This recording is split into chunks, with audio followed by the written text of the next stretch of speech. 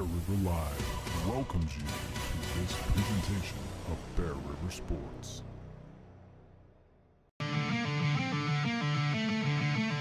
The blitz. And there's Marble. Breaks free, and there's going to be the touch. Oh. And Roberts. Middle of the field. Can he outrun the defense again? One guy to beat. Tiptoes on the line.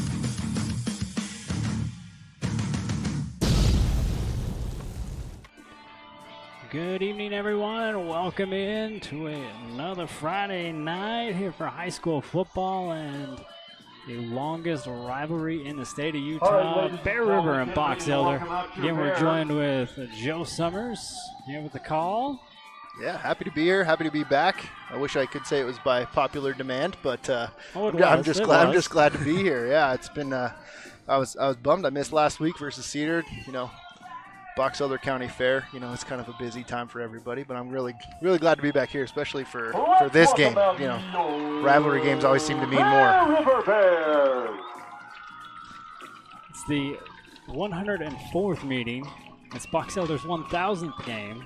Kind of ironic that it lands on today. Yeah. There's no love lost for me for Box Elder high school football. I definitely, you know, when you get to experience some of these games as a player, you don't really realize how much they mean while you're doing it. I mean, I can say that's true for me. But man, once you get outside of it a little bit more and grow up and get a little bit older, you realize how much these games mean. And you know, I hope a lot of these kids on both sides understand like how big of a rivalry this is. You know, it's your friends, it's your family, it's your neighbors. You know, these are kids that every one of them should know, you know, and they've played against for years. So, yeah, this rivalry is a big deal. So Box Elder comes into this one 1-1. Bear River still 0-2 after the loss to Cedar Valley and Cedar City. And Box Elder with a win over Kearns and a loss against the Mustangs, a close one, only a 1 point difference in that one. Yeah, it's been pretty interesting to go back and watch the film for both Box Elder and Bear River up to this point. Box Elder has played I'll call it lesser competition. I wasn't as impressed with Kearns and Mountain Crest as, you know, when we look at Cedar Valley and Cedar. And when you look at Bear River, it's really a tale of too many turnovers and giving up too many big plays on defense. So it'll be really interesting to see how we can turn that around going into this game.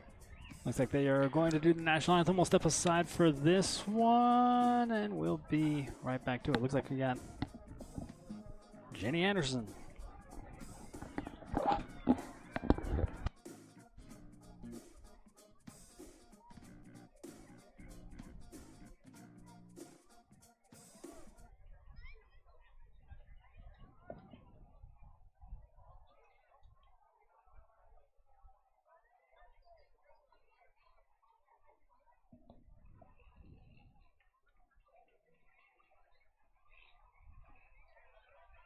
At least I thought we were going to.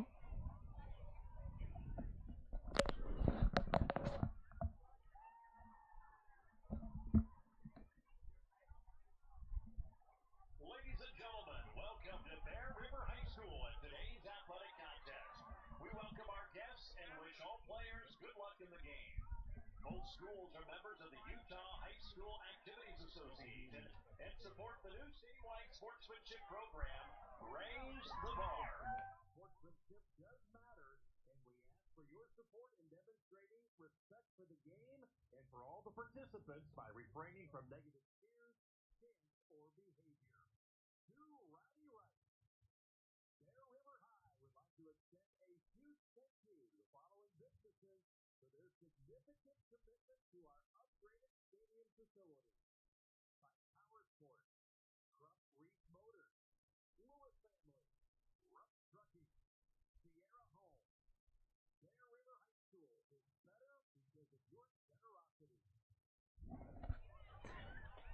Well, Joe, I thought we were going to have the national anthem. Everybody lined up here on this side. Bear River a little prepared. Box Elder's still not on the field yet, but.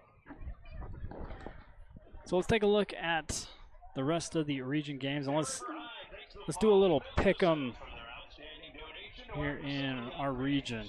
So you got Mountain Crest versus East. The line is 26. You're gonna go.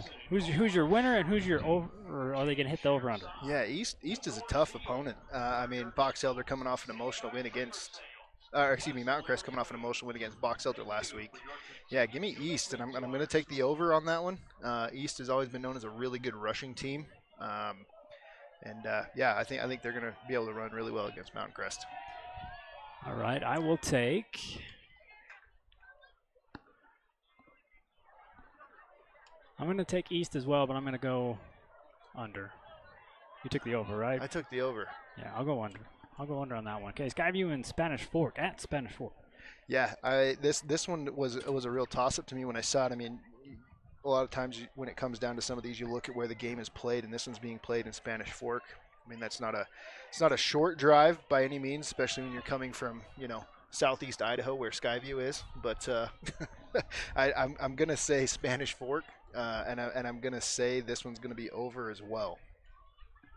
All right, we're just gonna go with the same. I'm gonna say Spanish Fork, but I'm gonna go under. I'm gonna go under on the 40. Ridgeline Stansbury.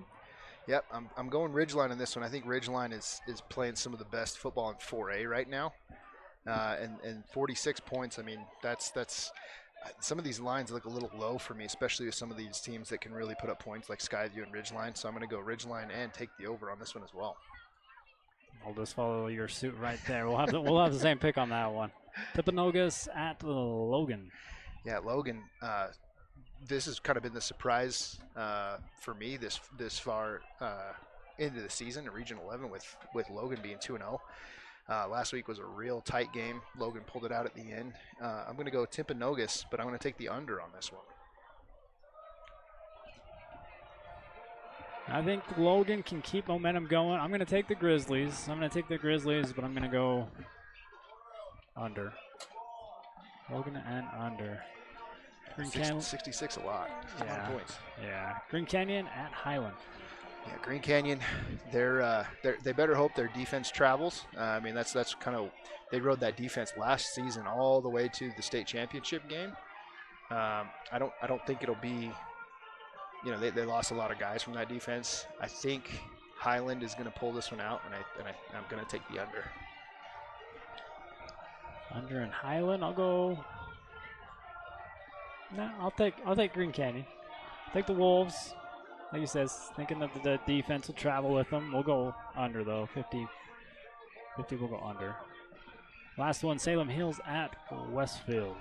Yeah, Westfield being as new of a program as they are. I mean, that's never easy. I'm going to take Salem Hills, and I don't think it's going to be close. I'm going to take the under. I don't think they get over 59 points combined, but I think Salem Hills can win by 4 or 5 touchdowns out of this one. So I'm not 100%. All right, this is Westfield's first home game, but that could be a little bit more excitement. Maybe get them over the hump of Salem Hills. Skyview beat Salem Hills on the first one. Let's do. I'm gonna take the Longhorns. Longhorns and 59. We'll take the under. Now we got the national anthem finally coming in. So. All right, now we will step aside.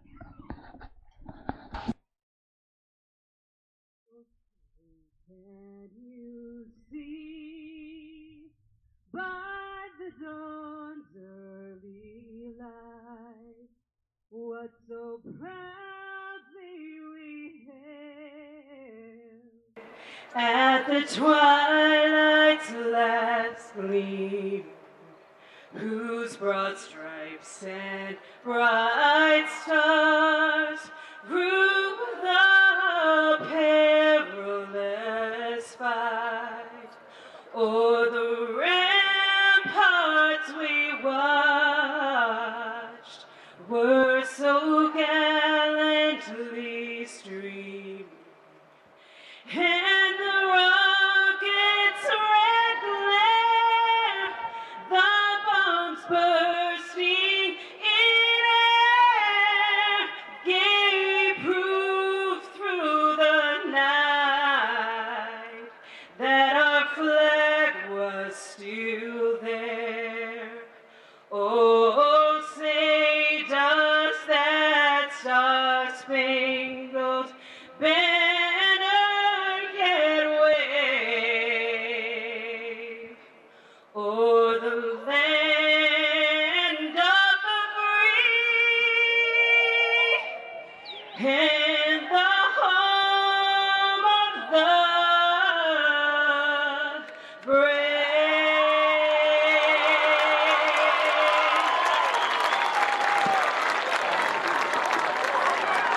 Great job, Jenny.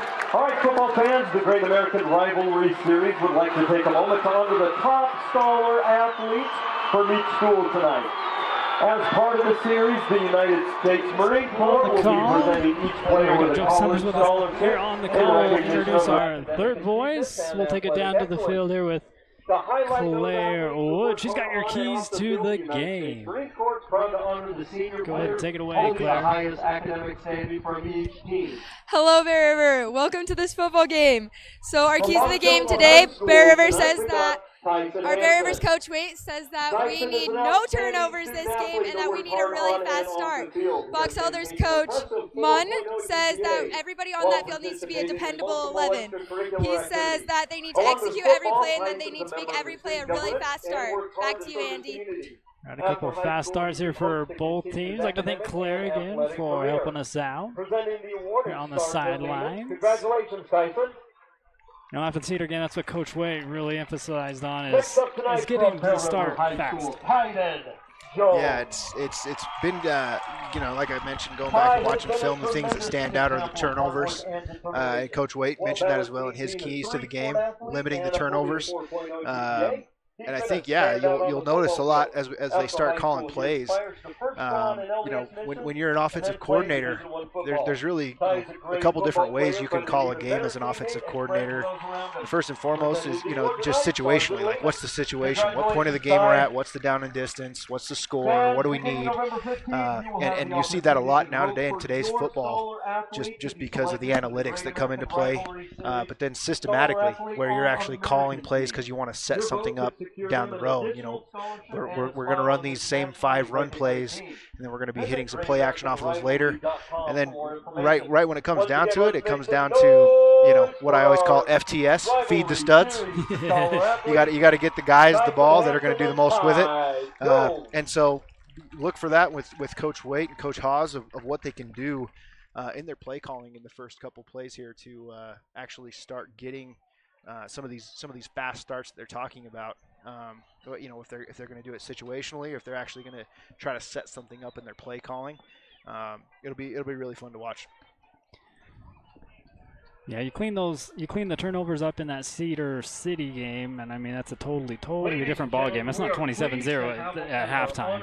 Yeah, that's a pretty unsurmountable thing to be able to do. Insurmountable. I say unsurmountable. My English isn't the goodest, but that's a tough score to come back from, especially at halftime. And only lose by 6. That's that's pretty good still. Yeah, and that luckily for them, they were able to go in and make adjustments. The kids obviously, they kept their heads in it.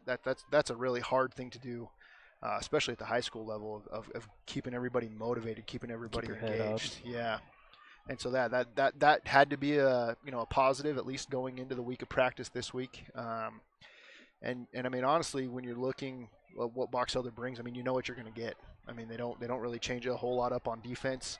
And with Coach Munn, this is his first year at Box Elder. I mean, forever Box Elder's been the wing T veer option team.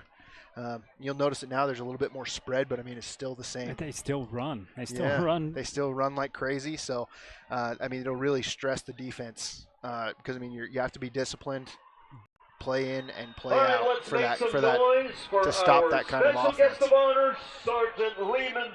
So we say they run, but last year they came out and threw it.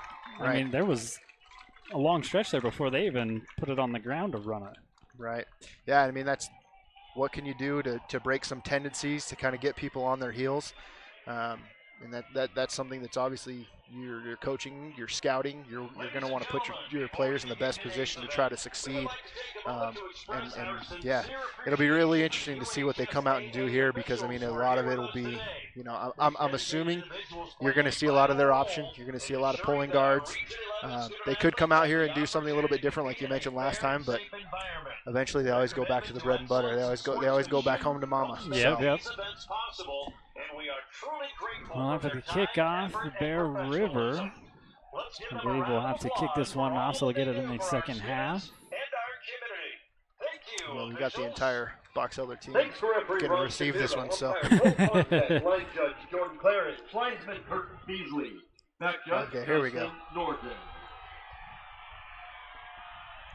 That's the fullest I've seen that guest visitor side over there in a long time. The Box Elder Bear River game, man, means more. A lot of people care about it. And like I was mentioning earlier, sometimes you just don't really realize how much it means to a lot of folks as a player on that field, but it does.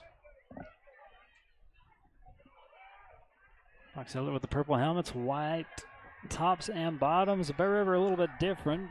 Black bottoms, red tops, and black helmets. Yeah, that's the first for Bear River going black helmets, as far as I know. I mean, usually it's red or the whites now, but kids love the black helmets, man. It's the cool thing now.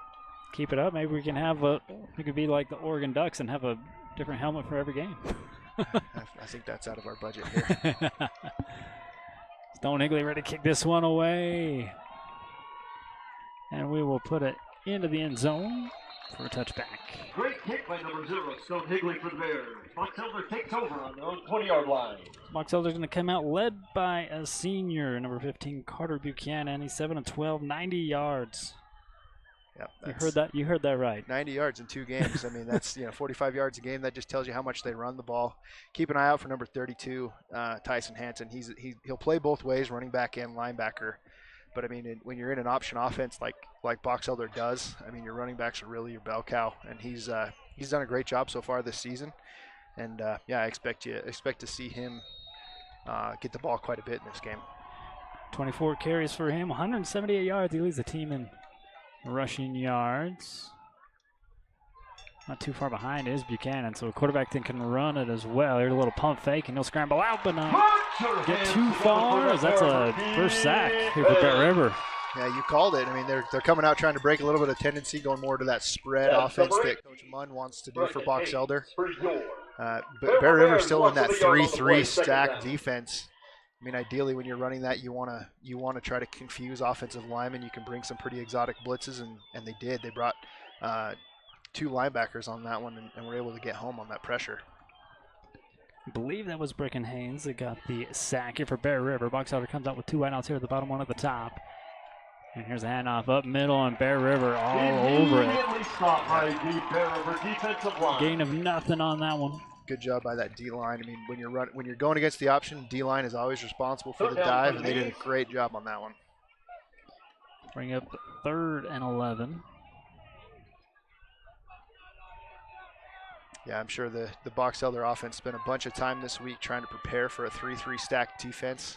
It's not what they're used to blocking. So we'll see how well they can pick up a lot of these different pressures and different angles that these defensive linemen and linebackers will be coming from. Going 3 wide here at the bottom. That's a false start. Yeah. Pushing back even more. Buchanan with the hard count. Jumping off sides will be number 3 here for Box Elder, Mason Jepson. Yeah, this is where somebody like Brecken Garn right here is getting ready to pin his ears back and really just get after the quarterback here. It's obvious passing down. So Box Elder gonna need to throw here and see what kind of pressure we can get. Get loud and help out that defense. Turn it up. Same formation now. 3rd and 16. Buchanan. They throw it out to the flat. Overthrows the first receiver, but tackled immediately. Number 6, Riley Dingham's first man into the Bears. Great stop by the Bears. Great job. Great open field tackle right there. Bringing up 4th down. The Bears loaded the box on this one. They had no safety top over the help for these 3 receivers on the bottom side here. So that's a good thing they were able to make that open field tackle, because if they didn't, there's a lot of real estate. He's going to back up and punt this one. I never really liked those formations where they just kind of do that pooch punt. They line up in an offensive formation to make you think they're going to run a play. 4th and 10 from your 20, from your opponent's 20. You're not going to run a play. Yeah. But I mean, you saw it there. Normally when you're punting, you're getting 10, 15 yards back off of the line of scrimmage, and he almost got it blocked because you're not as far back. But that was a great defensive 3 and out for the Bears, and get to see our offense come out now and see what we can do. Jackson Tire, 39-55, 527 yards, 2 touchdowns with the 4 interceptions, 3 wideouts up top, 1 at the bottom. And Cash Avery goes in motion. It'll be a handoff here to Titan Jones with Clayton Barron still injured. He'll get the call a lot more. There's a gain of 1 here for Jones. Yep, you'll see a lot of the Bears' offensive line. They run a lot of trap and gap schemes. You'll see a lot of pulling linemen. They do that just to try to get better angles. Box elder runs is pretty much a straight 4-2 defense. So, I mean, it shouldn't move a whole lot. Should be pretty easy blocking assignments for the Bears. Should know exactly what they're getting on most plays. So, hopefully we can get some good yardage out of it. Sticking with the ground game here with Jones. He's going to get stood up for no gain. As you see a white jerseys. Meet him there. You even get him for a loss. So we go back and large. Bring up 3rd and 10. Yeah. Ty would have loved Titan Jones to cut that one up a little bit, follow his blockers a little bit better. He kind of bounced that right into the defense there. He had a pretty good seam if he would have cut that right up the middle.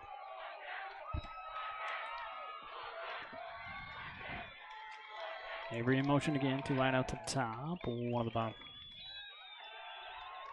First pass going to go over to Jones. This is good as a run.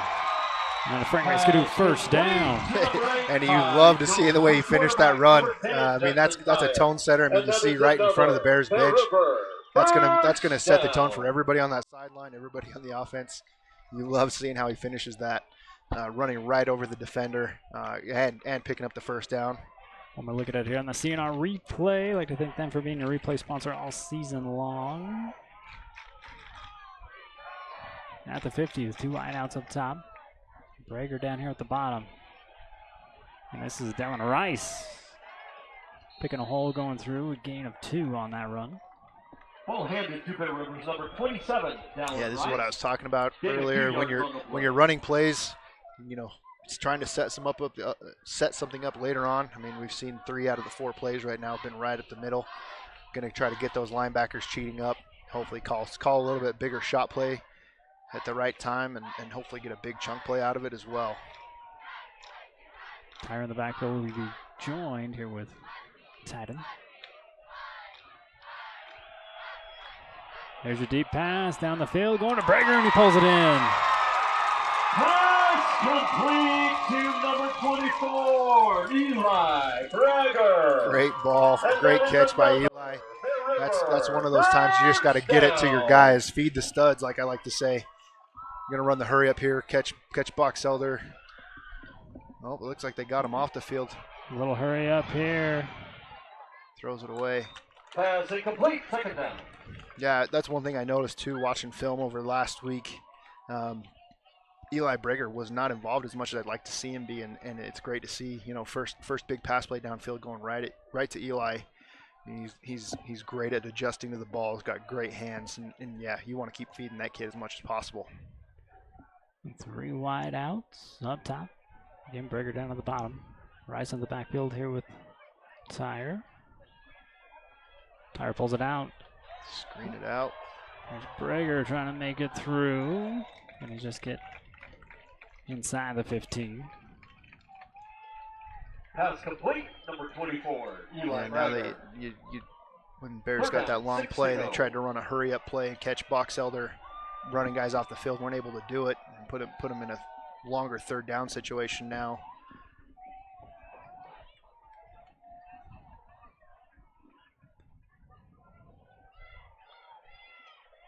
Third and 7 here for Bear River.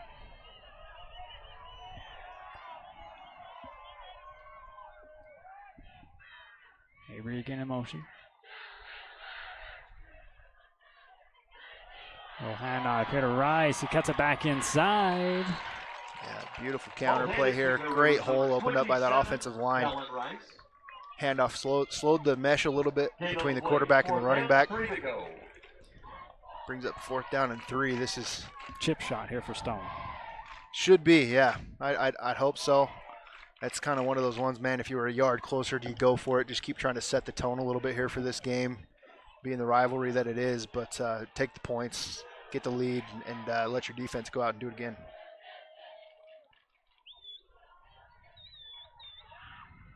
Kick is up and kick is good. Richard Stone Higley. So the Bears will strike first. Here in the 104th meeting of the Bears and the Bees.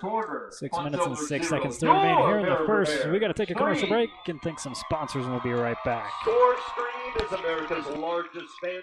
For 20 years, Valley View Granite has offered our local community the best quality and service for their home countertops. With the addition of Marble Ventures in Ogden, Utah, our team is now able to offer the same reliable and dependable service for their showers, tub surrounds, and more. With locations from Sandy to Idaho Falls, we offer the best value without sacrificing quality for your build or remodel. Come in and see us today. Valley View Granite, enhancing places people gather.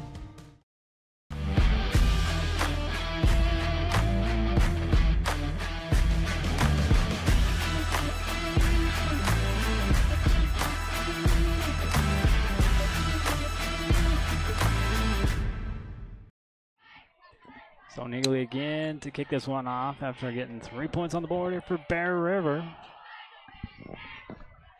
Another high, long kick into the end zone for another touchback. Number 0, Stone Higley. Man, that's such a nice weapon to be able to have. Kicker like Stone Higley that can just get you a touchback, get you 3 points, get your extra points.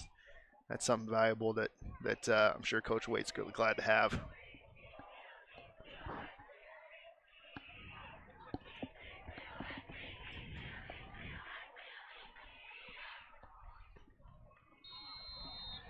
So a 3 and out last time on Box Hiller's offensive possession. Have a little pistol look here.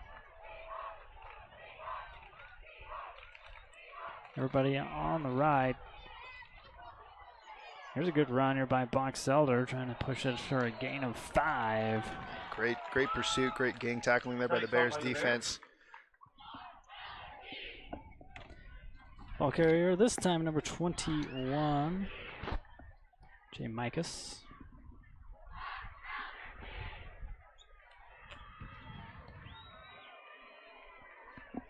I think I'm saying that name right. Jay Macias. Macias. That makes more sense. One wide out up top. You got 2 wideouts now up top. Macias will get called again. This time he breaks it over on the far side. It's enough for a first down as the pile falls forward to about the 34. That was a great job blocking by the Box Elder offensive line. You'll notice when you look at it, you'll see Tyden Jones, middle linebacker. He does this more often than not where he's hugged right up against that nose guard. Makes it real easy for those offensive linemen to pick him up on the second level. And then when you run outside like that, makes it real easy to get a lot of chunk yardage.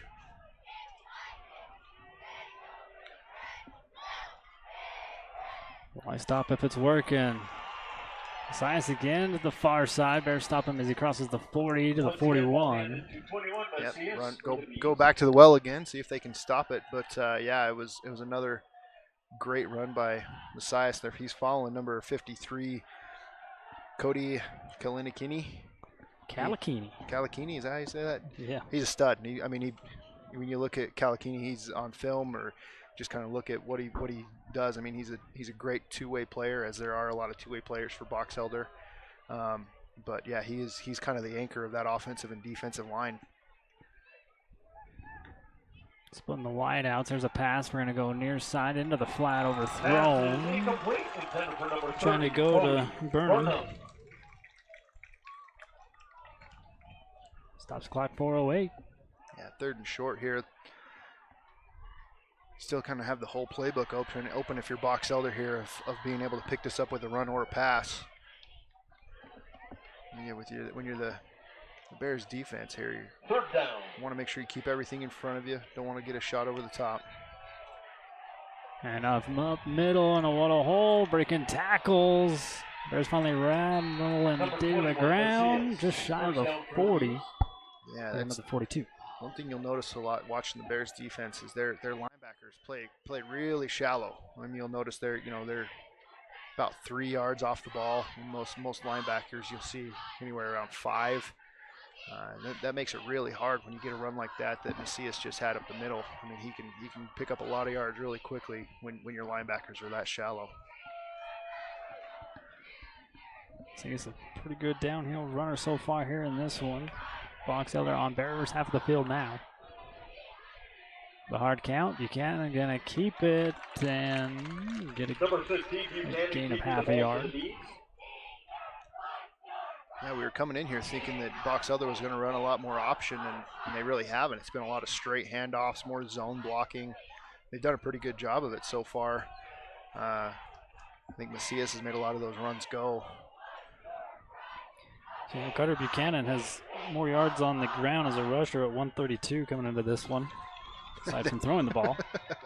So far, their passes have only been, out to the flat, not really going downfield yet with anything. It's allowed Bear River to keep everything in front of them. Everybody here to the bottom of your screen with another handoff up middle. Yeah, going back to Tyson Hansen, who's kind of been the bell cow of this offense so far. Yeah, and like I was saying with the offense, the Box Elder runs not really getting the ball downfield. That's what has hurt the Bears in the first 2 weeks is passing down the field. So it's just playing into their strengths a little bit, not having to defend down the field as much, and see if Box Elder ends up pushing the ball a little bit more, trying to open some things up and take advantage of some of those weaknesses that have been showing up on film for the Bears. Now getting into it here on 3rd and 4. Buchanan's going to keep it, try to get to the outside. The Bears shut it down. Let's make sure that defense can hear you. Yeah, they went right back to their bread and butter offense. 2 guards pulling. You'll notice on the replay, you'll see both guards pull to the left. Buchanan pull it down and try to go around off tackle, and he gets stopped. I mean, that's how you can tell that play was repped in practice a lot. The Bears knew what to do when they saw that one coming. See if they can do it again here on 4th. Yeah, I like them to go for it. Little hard count, goes right back to it. This time gets a little bit of space, and he's going to get a first down here for Box Elder, just shy of the 30. Yep, following number 53 again, Cody Calakini. Thank you. Yeah, he is. He's definitely the guy they want out in front blocking for their quarterback and their running back. Was able to just turn the corner, and when you got a head of steam like that, turning the corner 3 yards is pretty easy to get. 1st and 10 here with the ball on the 31.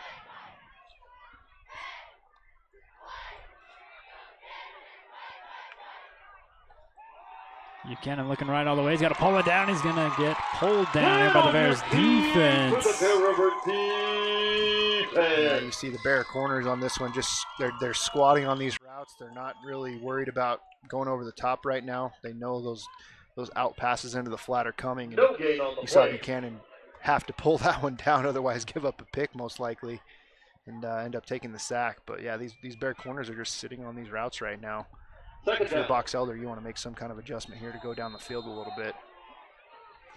Dallin Wright's the first one to get there, followed up with freaking Haynes again. Tackle in the backfield. First quarter winding down. It's gone fast. It has gone pretty quick. I mean, that's what you. I guess that's what you get when you run. That's what happens when you run the ball. And Box Elder does something pretty unique as well. They still run plays in from the sideline. You'll see the player over there with their coach getting the play and running into the huddle. You don't see that very much anymore. A little hard count here from Buchanan, looking to pass across the middle of the field. Got his man. Tall target, brings it down, and that's going to be a yard shy of the first down. Yeah, there's quite the jumbled mess. Looked like maybe there's some miscommunication on offense and defense with you had 2 Box Elder guys right in the same area and about 3 Bears right in the same area. Anybody could have came down with that one. It was Buchanan to Buchanan. That was Caden Buchanan on the catch. And that's the end of the first quarter with the score just 3-0 in the 104th meeting here between the Bears and the Bees. It'll be 3rd and short when we come back after the commercial break. 3.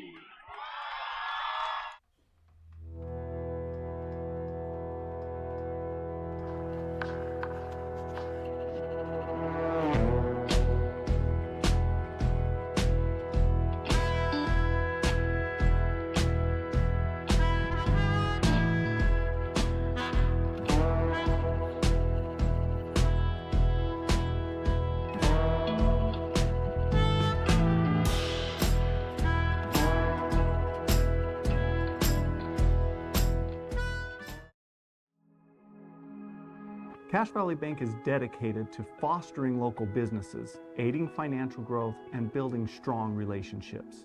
From personal to business banking, we are committed to helping you reach your financial goals. Cache Valley Bank, mountains await. Welcome back here to Bear River High School, quarter number 2. Hope you didn't go take a bathroom break, because you probably would have missed the first quarter as fast as that. Oh yeah. Under center is Buchanan. He'll flip it back and leaping over a player. Not really, because that's illegal here in high school, I think, still. Yeah, they tried to hustle up to the line and do an overload right and just do a quick toss out to Macias, trying to catch the Bears off guard a little bit. Bears did a great job of stopping them short. Already converted on 1 4th down on this possession. Yeah, Coach Waite probably thought, going as close as we got last time on our first drive. Drives, the number of drives you get in a game and the points that are available would be at a premium. And so, taking those 3 points, probably a smart thing to do. And you're just hoping your defense can stand up here and get you the ball back and get another possession. Your offense has only been on the field one time, and it's hard to believe already being in the second quarter. Timeout taken here by Box Elder. We'll keep it here. And Joe, you was an Aggie. We got another Aggie headed over there. Just kind of a walk-on is Jace Roberts. Yeah. Congrats to Jace. That's awesome. Getting a roster spot.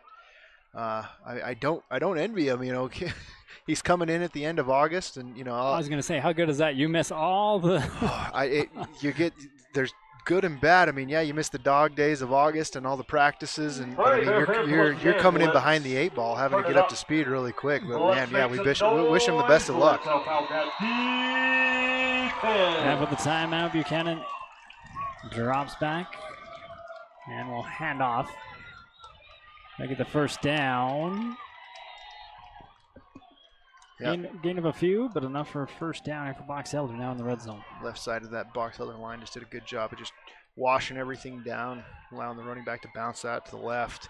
When you got that short of a distance to get, anytime you can get a bounce out like that, you're going to get some yards and be able to pick up a first down like that.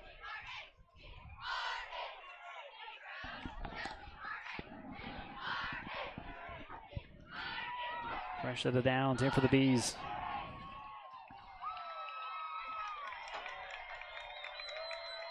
Man in motion, he'll get it, but tackled in the backfield again. Dallin Rice. Shutting down Bodie Burnham. Great read by Dallin Rice on that one. He saw it was coming. You saw the left guard here, number 56 for the Bees, pulling down, just cuts underneath him and is able to get right into the backfield. You're running a lot of option plays and a lot of pulling guards. A lot of things like this, the penetration is what will kill that, and Dallin Rice did a great job of stopping that play before it even got started. Split them out again. It is 2nd and 14 here for Box Elder. Going back to the air, he's got his man again. It'll be 1st and goal here for Box Elder as he's inside the 5. Number 88, Maddox Ernest. Let's see, coming back to like what we talked about here. When you can push the ball downfield a little bit more, start getting in the middle of this zone defense that the Bears run, you can find some open spots. Up to this point, Box Elder have been throwing a lot outside, a lot out into the flat. Past couple pass plays, they've actually pushed it down the middle and had some good success, and now they're knocking on the door. Spread the 2 wide outs up top. Hanson and Buchanan in the backfield. Buchanan rolling to the back of the end zone and overthrown. Great pressure by the Bears defense. And they had both tight ends lined up to the top of the formation there, trying to be able to get Buchanan outside the pocket, give him a little bit more space to throw it. Bears are able to get some good pressure and make him throw it out of the back of the end zone. Burnham, the intended receiver on that one.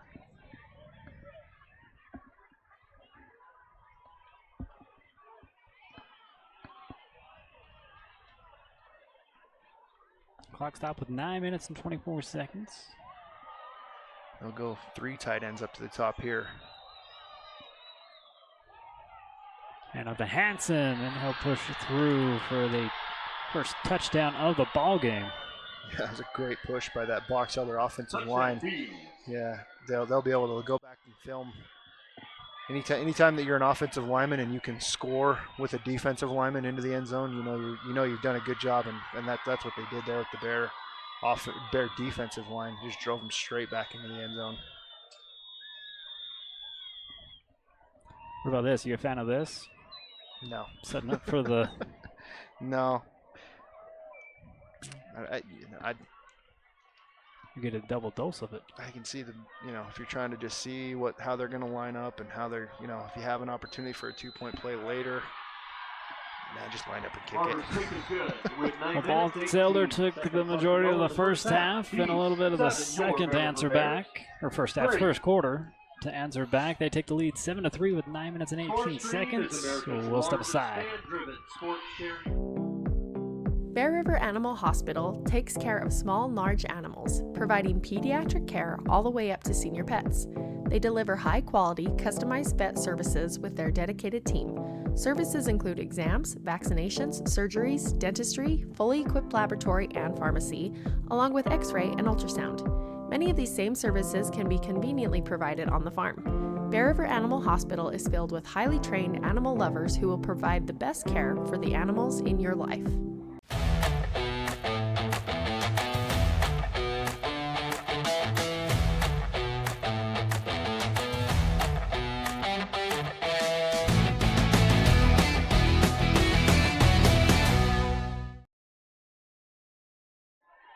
Welcome back here to Bear River High School. Still in the second quarter, 7-3 ball game. Box Elder. You hate sitting here saying that this next drive is one of the most important of the game, but I mean when you look at how much time of possession Box Elder takes when they actually have a drive going and they're rolling and you're not able to get off the field. You need to score every time you can get the ball. It's an important one for the Bears here.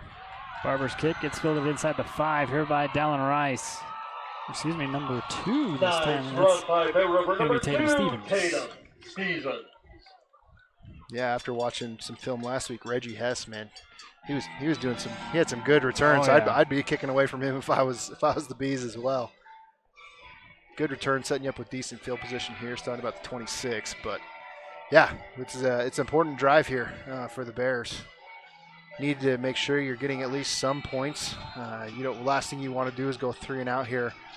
Let the Bees, go on another long drive, eat up the rest of this clock in the second quarter, and score another touchdown and really start putting you in a bind. So, see what the Bears can come up with. Here he goes in motion. A handoff here to tight end Jones. This lowers his head. See what he can get on a dive up middle. Will be good enough for a gain of 2. Yeah, keeps coming back to these dive plays right up the middle. Keep pounding that ball. I mean, that's going to be a lot of these Box Elder players do play both ways. A lot of them aren't getting a break. They go on a long offensive drive, have to come right back on defense. So if you can keep pounding the ball up the middle, wear these guys out a little bit, and then hopefully get some play action or some other passes off it, that'd be great. Tyre back to pass and looking to Tatum's way, and it goes through his hands. Incomplete. Yeah, you got to have those ones. That was a great ball by Tyre. Tatum just got to bring that one in. Had a couple touchdowns last game there for Stevens. He had one called back as well. You got Avery, Tatum Stevens, and Brager down here at the bottom of the field. Swinging Jones out. He's looking his way, and he's going to get hit right as he tries to catch that one. It's broken up by Hansen. When you're looking down here, I mean, they only had 2 defenders over all 3 of those receivers. You would have loved to be able to see them attack that a little bit more instead of just swinging that out to Jones. But now you're right in the situation. I said I jinxed it. It sounds like, but the situation you didn't want to be in is going 3 and out and giving the ball right back to that Box Elder offense.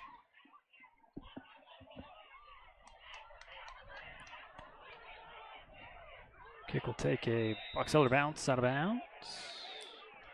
They'll mark it at the 48. Rice for the Bears. And Dylan Rice plays a lot of different positions. He's on defense, offense, and special teams. Yeah, and I guarantee you those kids that do play both ways and never come off, I mean, they have no problem with that. You know, you never want to come off the field as a player. But, yeah, I mean, you can get tired, you can wear down, and see how well this Box Elder offense comes out after going on that long drive. Defense going 3 and out. See if we can see how well they can sustain another drive here. Box Elder will start off with a run over to the far side, going to misdirection. Quaid Murray able to push him out again. Yeah, you'll see straight veer option to the right here. Great pitch. A little pitch back, yeah. Yeah, Macias gets outside. I mean, that's what I was mentioning earlier about a lot of this veer option that Box Elder has really done forever, it seems like. You know, you have to be really disciplined in your assignments. You know, who's got the dive, who has the quarterback, and who has the pitch man. And it's really easy to be wrong as a defense in these kind of situations. And they made him pay for it right there already on the plus side of the field. And off up the middle here with Hansen. It went right back to the veer, going the other direction. Great job by the Box Elder offensive line. Creating a hole, dive right up the middle for 6 yards. You can do a lot of good things with 2nd and 5. Buchanan this time pulls it back out, and he breaks free of the tacklers. Going to be a yard short of the first down. Yeah, they had him, you know, wrangled up there, and it seemed like everybody was just trying to go and strip the ball instead of making the tackle. And Buchanan smartly just surges ahead and gets another 4 yards, bringing up 3rd and 1.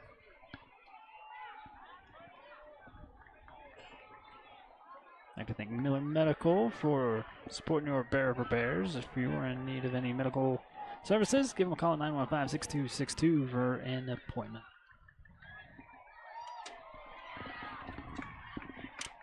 Jepson, your lone receiver down at the bottom of your screen. Everybody bunched up at the top, and Buchanan will keep it again. Great cut by Buchanan on that one. Buchanan picks up the first down. Basically had his wing tight end coming from the backside as a lead blocker. Made a great cut off of that block. Picked up a good first down.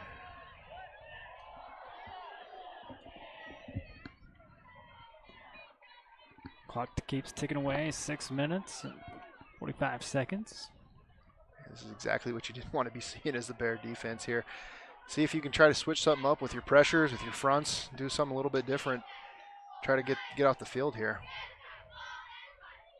Buchanan takes the pitch and gonna get tackled here for a sack. For the Bears, number 14, Tice Capener. Great effort by the Bear River defense.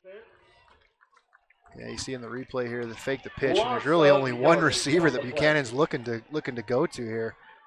Nowhere to go, and Bears brought the pressure and able to get him behind the chains, which is right where you want to be, you know, here in 2nd and 14. They had this on the last drive as well, and the Bees were able to go right down the slot down here on the left-hand side and pick it up. But yeah, this is exactly what you want to start trying to do if you're the Bears. Keep them behind the chains and keep them out of what they're comfortable doing. Buchanan looks to pass again. Goes out to the far side. Another broken tackle on the far side. Caught with number 6, Cameron Bushnell. Yeah, Cameron Bushnell, he's one of the newcomers to the Box Elder offense this year.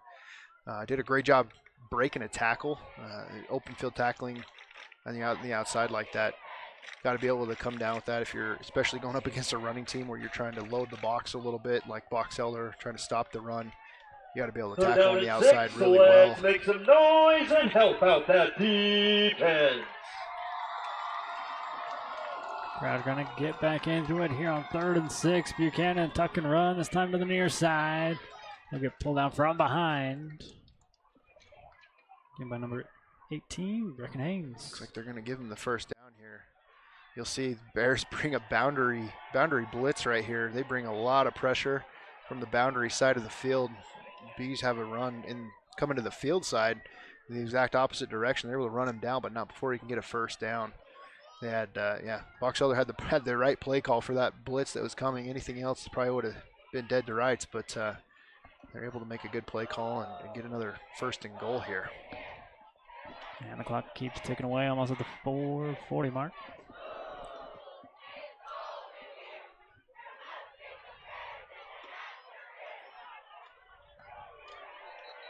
Sayson Buchanan in the backfield, but another timeout taken by Box Elder. That's their second. They only got one more left, but it stops the clock with 4 minutes and 29 seconds. Keep it here and remind you of the farmers market tomorrow. Yeah, this is going to be an important couple of plays here. Here's your 1st and goal here for the Bears. Kind of mentioned it a few times now. Box Elder's already been 4+ minutes on this drive, bringing us dangerously close to halftime.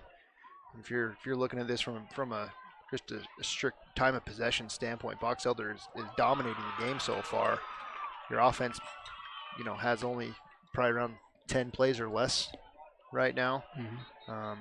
Defense is playing a lot, and it's going to be, keep showing up. More plays you have, the more tired you guys are going to get. So yeah, need to stop here. Holding them to 3 at least. Bear River will get the ball to start the second half. And off up middle. Haynes again. First one to get their hands on him. First man in, number 18. Again, Jay Macias on their run. 2nd and goal.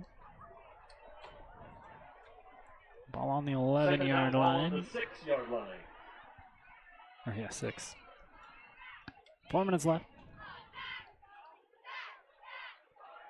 Box Elder completely content to keep letting this clock run. Running plays in from the sideline. Really taking the air out of the game here for the Bears.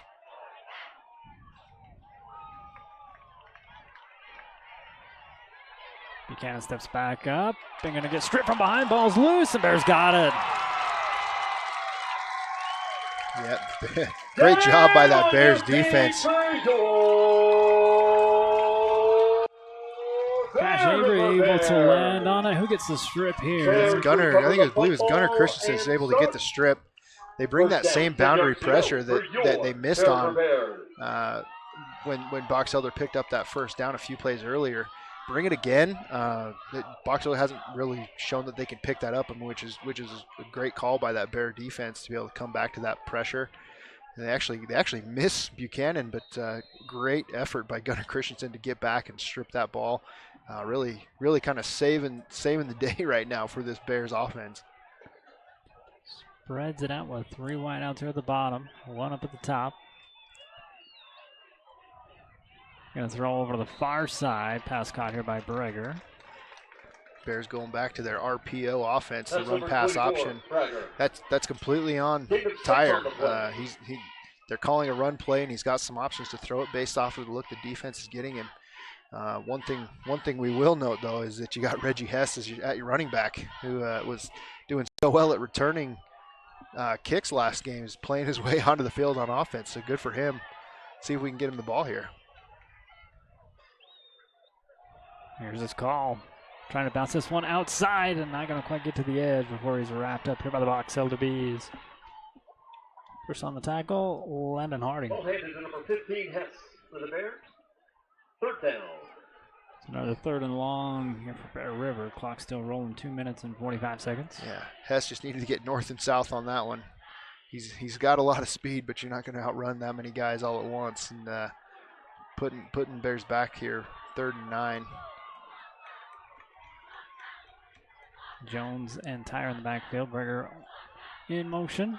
Gonna back over to Jones here on the near side. Makes it back over to the 15. Tyron Jones.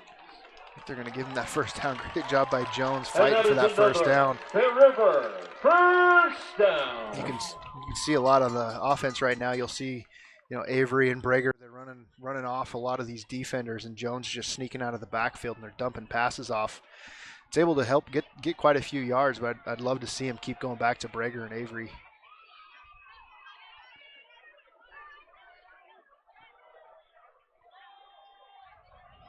Another handoff up middle, and Jones with some space this time.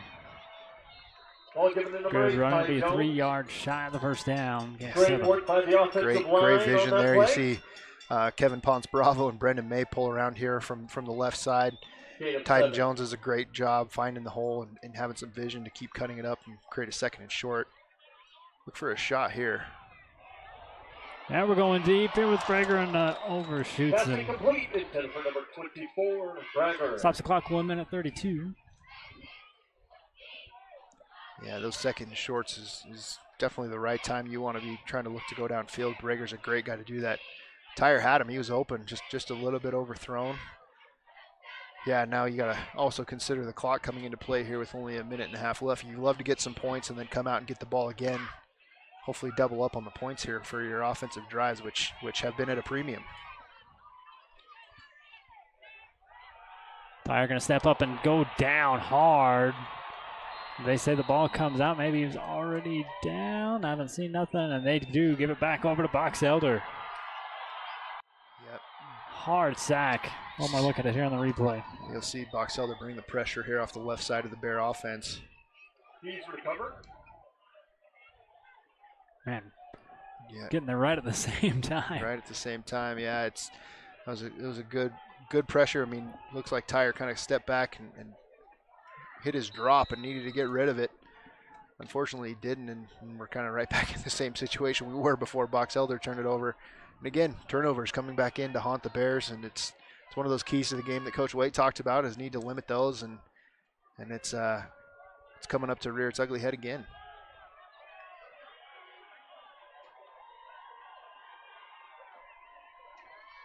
Buchanan will hand this one off to Hansen, and a little push gets him inside the 15.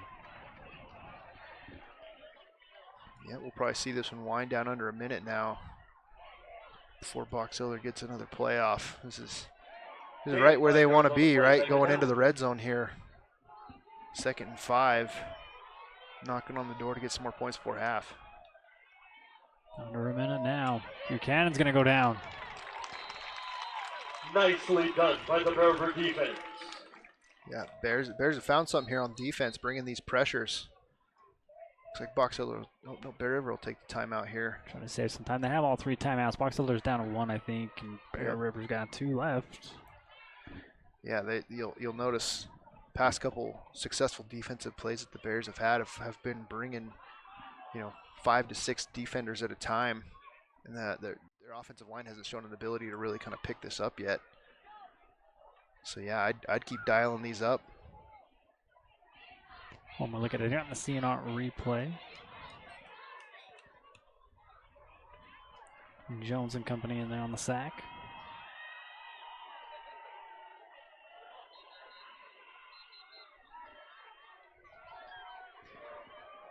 Third and 8. We'd like to thank Utah State University, both the Brigham City and Tremont campuses, making it that much easier to be an Aggie and get the education that you want. Go Aggies. 3 wideouts up the top. 1 at the bottom. Hansen going to go in motion, looking his way all the way and overthrows him. Pass is incomplete. Boy, the way he arched out there, I thought they might be trying to set up some kind of trick play double pass there, but just missed it. And it looked like it was just going to be a straight swing pass there, and nobody was sneaking out. That's a interesting call there.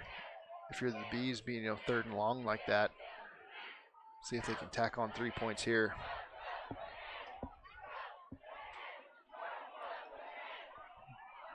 Blake Barber's the kicker still.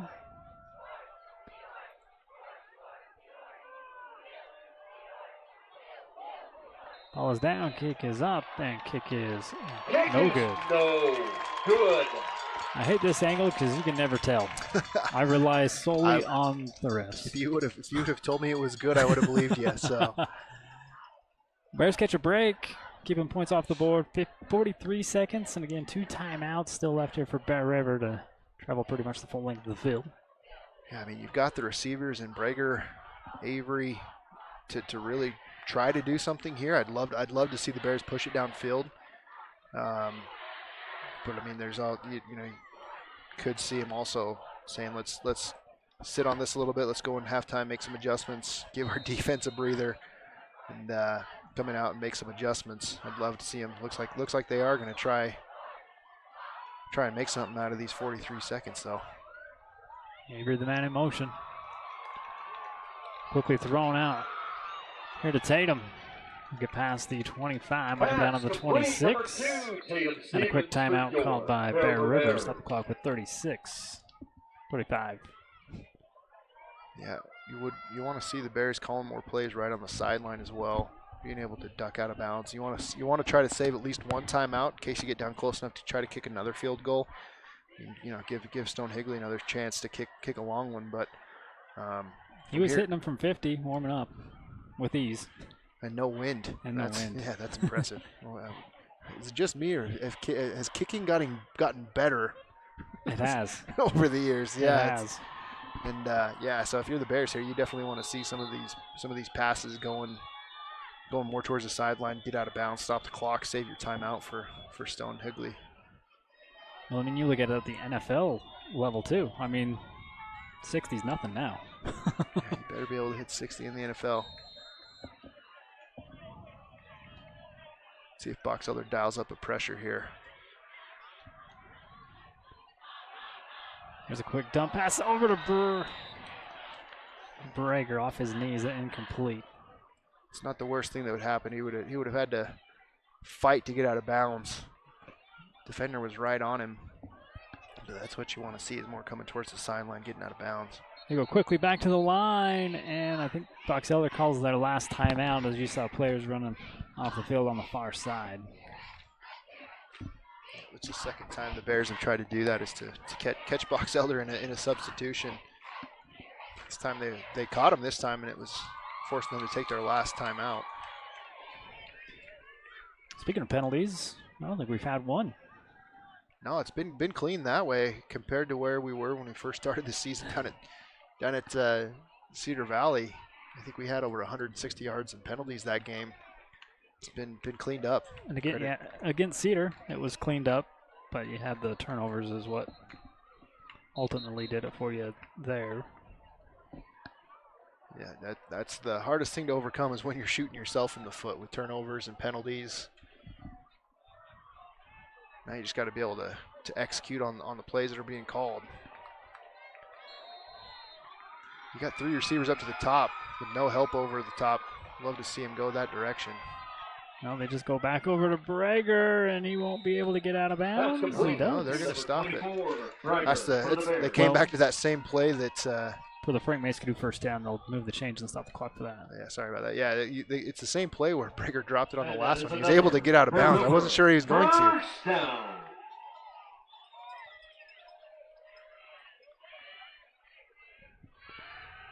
Tyre looking. Across the middle of the field. Almost another pick, but it gets through the hand of the Box Elder defense and into the hands of Tatum Stevens. Quickly to the line, but the timeout called. So we'll finish up this Frank Mace-Skidoo, or see how a replay of this Frank Mace-Skidoo first down. Sometimes it pays to be lucky.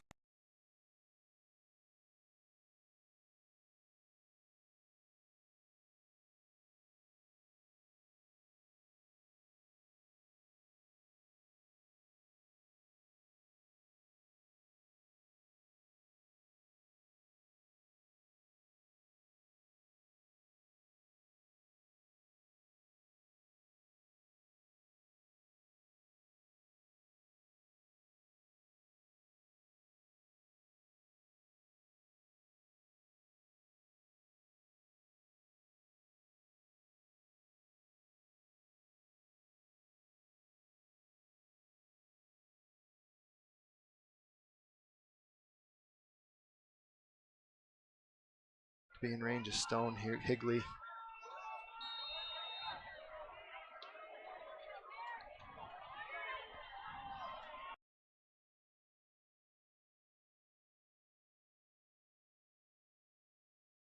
Out, get his man, Brager, and quickly out of bounds again. Pass complete to number 24, Brager. So they give him a gain of 6. Nope. Yeah, gain of about 6. Yeah. He saw Tyre scrambling out there. He's able to get rid of it. The pressure was coming down on him. But good job finding Brager, getting out of bounds, stopping the clock. Tyre's going to roll out to his left, take a throw, and this one incomplete. Pass incomplete. Real dangerous throw right here. It's one of the cardinal rules as they teach you as a quarterback is when you're rolling out, don't throw back into the middle of the field, and that's exactly what Tyre does. Safety was just watching it. That's 2 times on this drive where we could have had a pick going the other direction. Now, if you're the Bears, you're just trying to basically, you need about another 10 yards here. So if you can, with Brager right down here at the bottom of your screen, just run a little comeback route after about 10, 12 yards, get out of bounds, kick the field goal. That's what they'll do. Tatum gets out of bounds and stops the clock with 1 second. Ooh, yeah, now you're looking at about a 55-yarder here. River, first down. I don't know. Stone's got the leg for that one.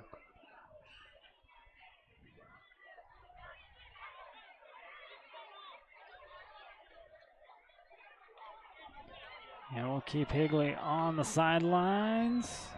Last play of the first half, barring a penalty. Yeah, Box Elder not bringing too many guys deep. Going for the Hail Mary. He's going to overthrow everybody. Box Elder 7. Your Bear So we'll keep the Bears score 3. right where Let's it's make at, sure those 7-3. We'll get some Bears can hear ya. stats rounded up for you. We've got halftime performances brought to you by Tanglewood Studios, so stick around and enjoy the show for that. Or we'll step aside and be back shortly.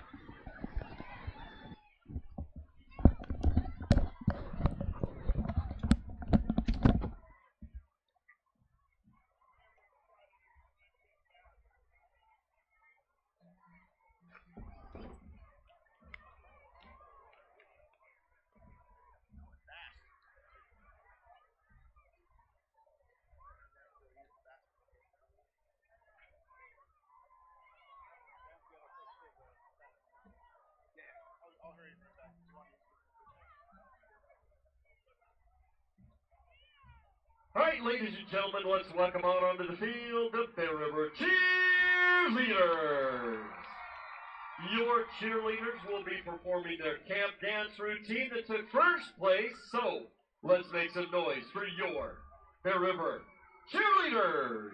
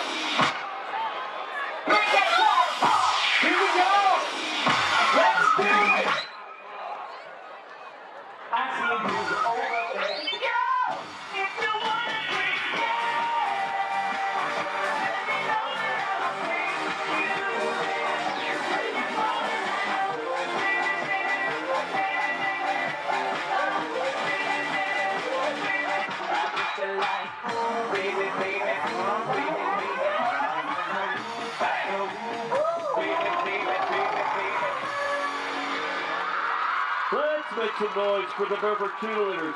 And ladies and gentlemen, one of our Bear River cheerleaders is turning 16 today. Happy birthday to Carly Tanner. Happy 16, Carly. All right, let's welcome out onto the field the Box Elder cheerleaders.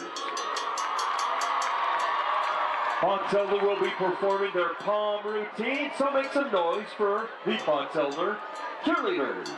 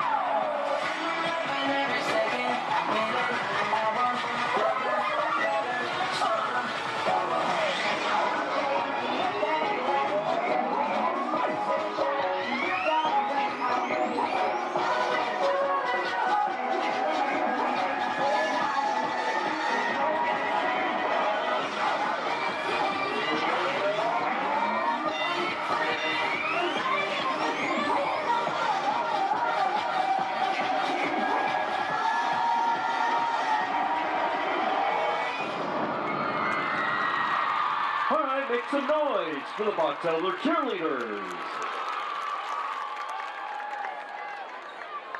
All right, ladies and gentlemen, now we will welcome out onto the field both the Bear River and Box Elder drill team performing together. This is the drill camp dance. Make some noise.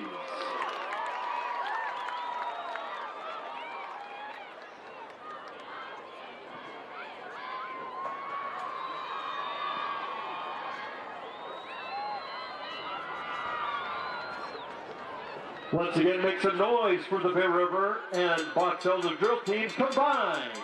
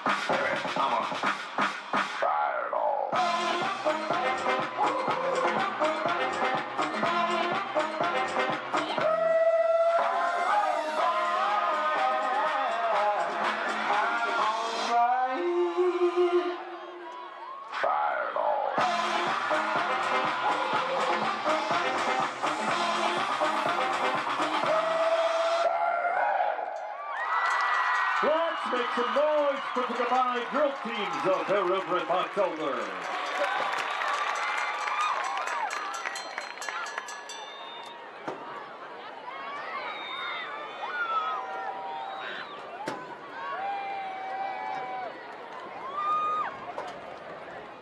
Tanglewood Studios has something for everyone, whether it's dance, cheer, color guard, or gymnastics. There's even recreational all-boys gymnastics along with Mamma Me classes. Family rates are available, so come join the fun.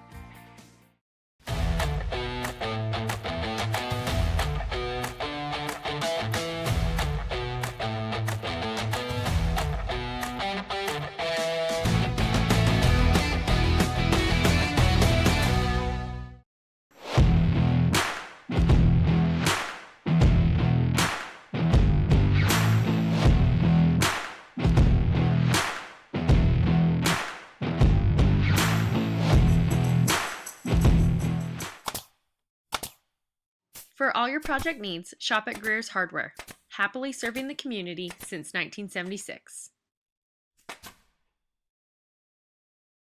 With over 60 years of experience and personalized service, Guild Mortgage is your key to home ownership in Box Elder County and beyond.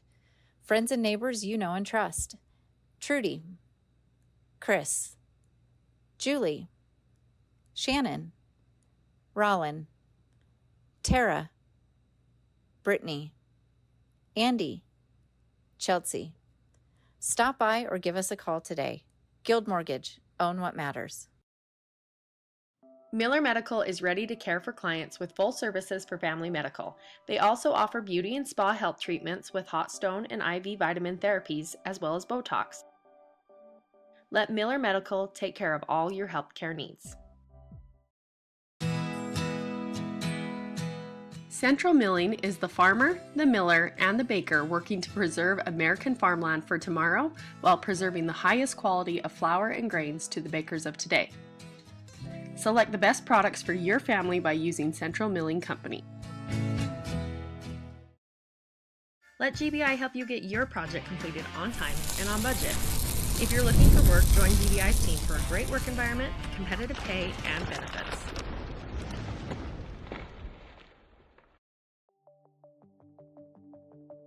Rudd Funeral Home is a locally owned family-operated business. Joe Rudd and his family, as well as their devoted staff, are committed to providing you with the best service possible during a difficult time. Their beautiful facilities have all the necessary amenities. A large viewing room can also double as a smaller, more intimate funeral chapel. The chapel is even equipped with streaming capabilities to make sure family and friends are connected no matter how far they may be. Rudd Funeral Home is there to help you in your time of need.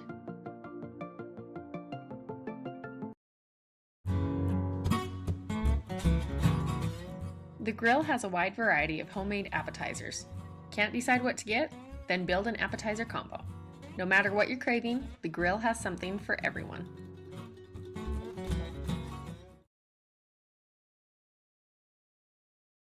Did you know Kent's Market has an app? And it's free. Just go to your app store and type in Kent's Market and it'll come right up. Downloading the Kent's Market app gives you access to digital coupons, weekly deals, and access to your Kent's Kickback account. As you can see, the app is easy to use and can help you save. Download it now and get exploring. We'll see you soon at Kent's.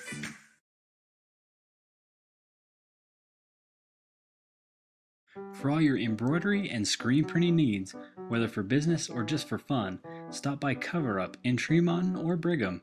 At Cover Up, yeah, we can do that.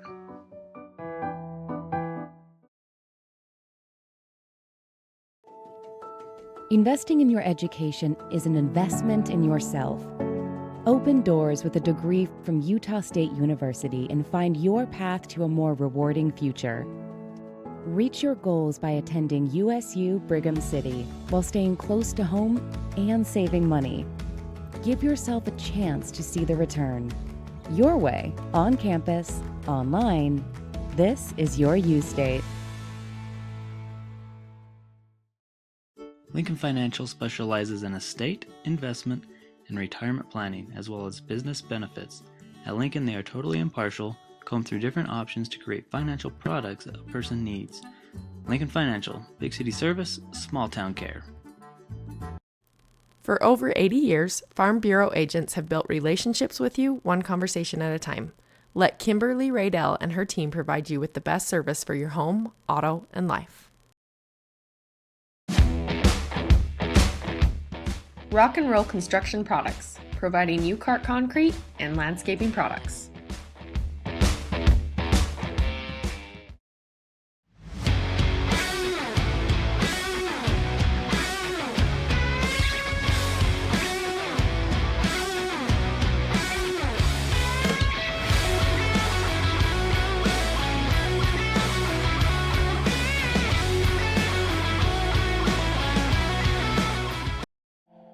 Mountain Valley Printing is your one-stop print shop. They print on all apparel, as well as photo prints, copies, canvases, metal prints, banners, and more. Check out their Bear River High School merch shop for amazing swag. They even have fundraising opportunities.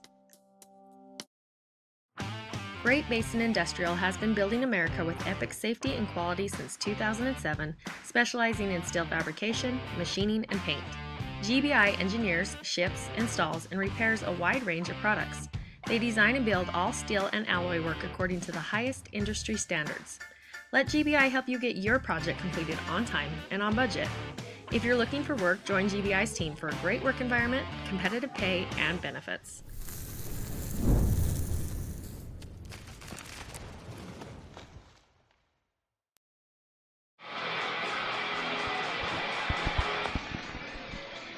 Welcome back here at halftime. Box on the lead 7-3. We'll take a look at the halftime stats.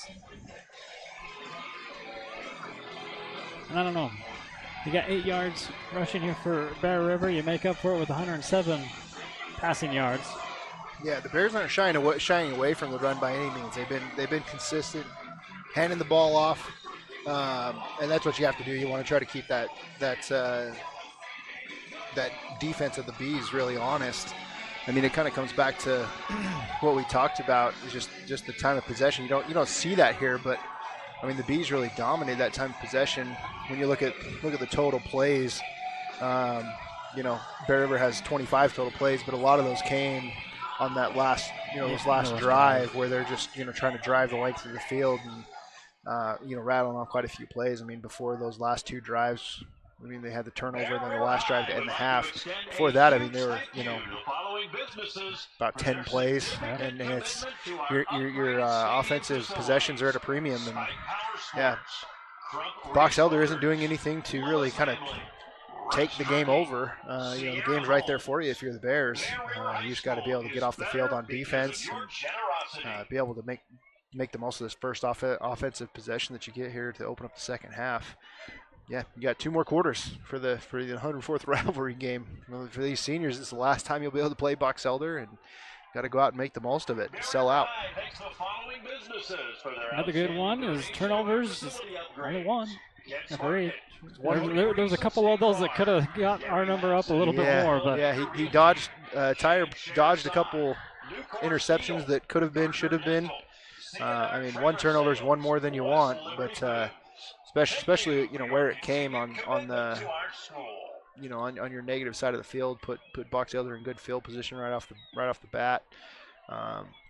You just gotta make sure you're capitalizing now. I mean, they played ultimately they've played a clean game compared to what we've seen the first couple weeks from basically a penalty standpoint.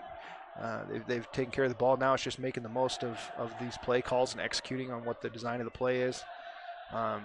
Like I said, they've been consistent running the ball. Now it's just time to capitalize on them. That's your difference from week 3 to week 1. Yeah, you're definitely getting a little bit more into the swing and flow of the game. Yeah, Bears will receive here in the third. It's unfortunate they couldn't get something on the board there towards the end of the first half, but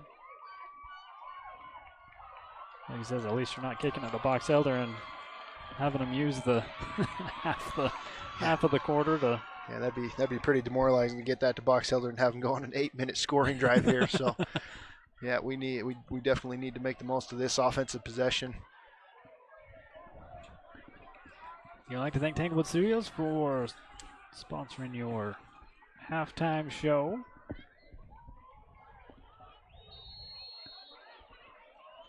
We are ready to rock and roll. Box Elder breaks up. We're getting ready to kick this one away.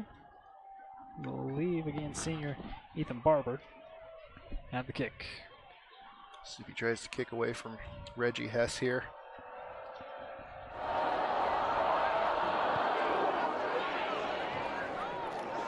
Keep it with Tatum again. Good blocking here for Bear River. Gets to the edge. Tatum Stevens to the 50, maybe just a yard shy.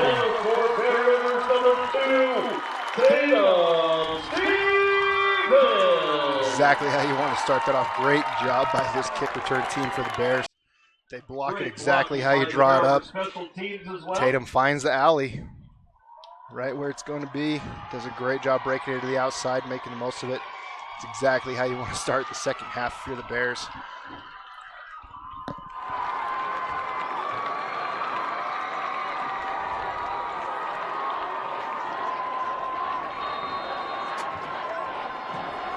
Set up shot, good field position. Random motions, Cash Avery. So they go to Cash, first time this evening going to Avery. We'll get up to the 50-yard line. Another RPO play here by the Bears. Tyre reads it, flips it out to Avery. Landon Harding a little slow to get up here for Box Elder. The referees are going to make him go off the field here. Yeah, they stop play. So. Appreciate the toughness, man, but take care of yourself. How about that? Substitution in for him is going to be Carter Buchanan. B1 coming in on defense.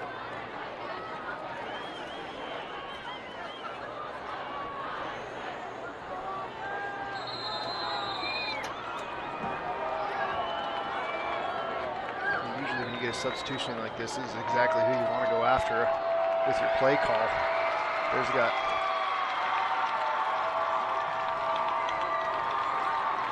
Tyler will hand it off this time here to Jones, and he drives forward. We've seen a half dozen or so of those runs now. I'd love to see some kind of play action come off him at this point. Box Elder's going to react to those kind of runs, and Tyden Jones is a load to bring down. You know, you see a handoff going into his belly, you're going to try to come up and stop him as best you can. So I'd like to see some kind of play action come off of that now.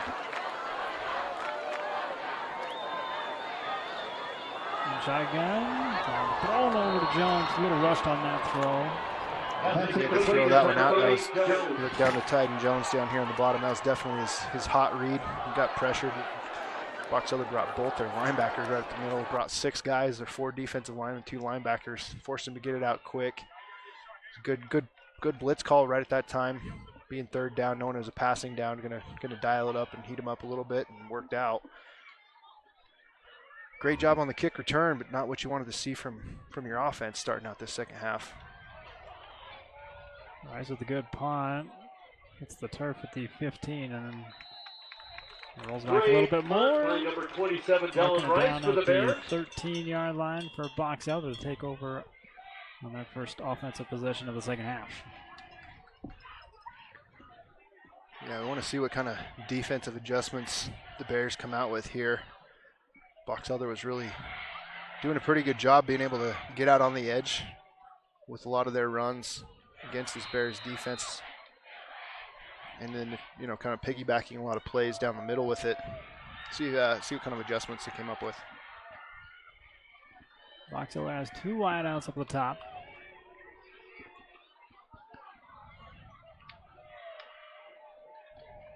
Carter back there now with Messias and Hansen. Jay will get the call. Quade Murray with the tackle. 2 yards shy of the first down for Box Elder. Great way to start off this drive. I believe that was Macias getting another run right off of the right tackle. Bounced it to the outside again. Chiefs have a gain of 8.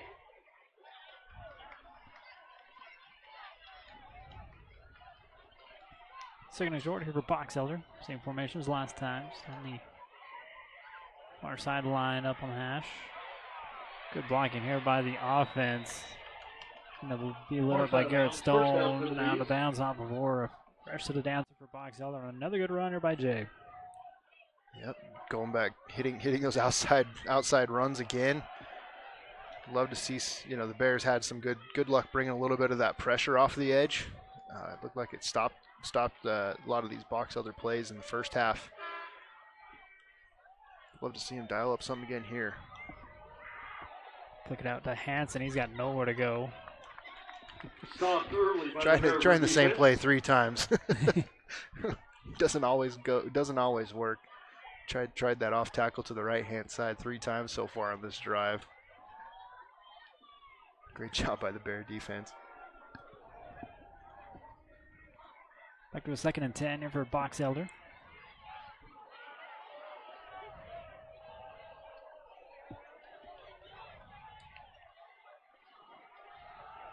And up again this time. Sayas gets back a yard. Stop by your Bear for Bears. This will bring up a 3rd and 9. This is right where you want to be. 3rd down, 9 yards to go. Putting this Box Elder offense behind the chains. Obvious passing down right here. And just where they're at in the field, where we're at in the game, you're not worried about it being 4 down territory. All right, Bear fans, let's talk about that defense. You got to just be ready for the pass here, see if you can dial up some pressure. 2 lineouts here at the bottom. Crowd gets into it and flags are thrown. Take it back. That's the 2nd penalty, and they're both been on Box Elder. Yeah, both false starts on the receivers for Box Elder. Yeah, that makes us even better for the Bears right now. Goes against the Bees. At this point, be looking maybe for some type of draw or screen, but yeah, obvious passing down here.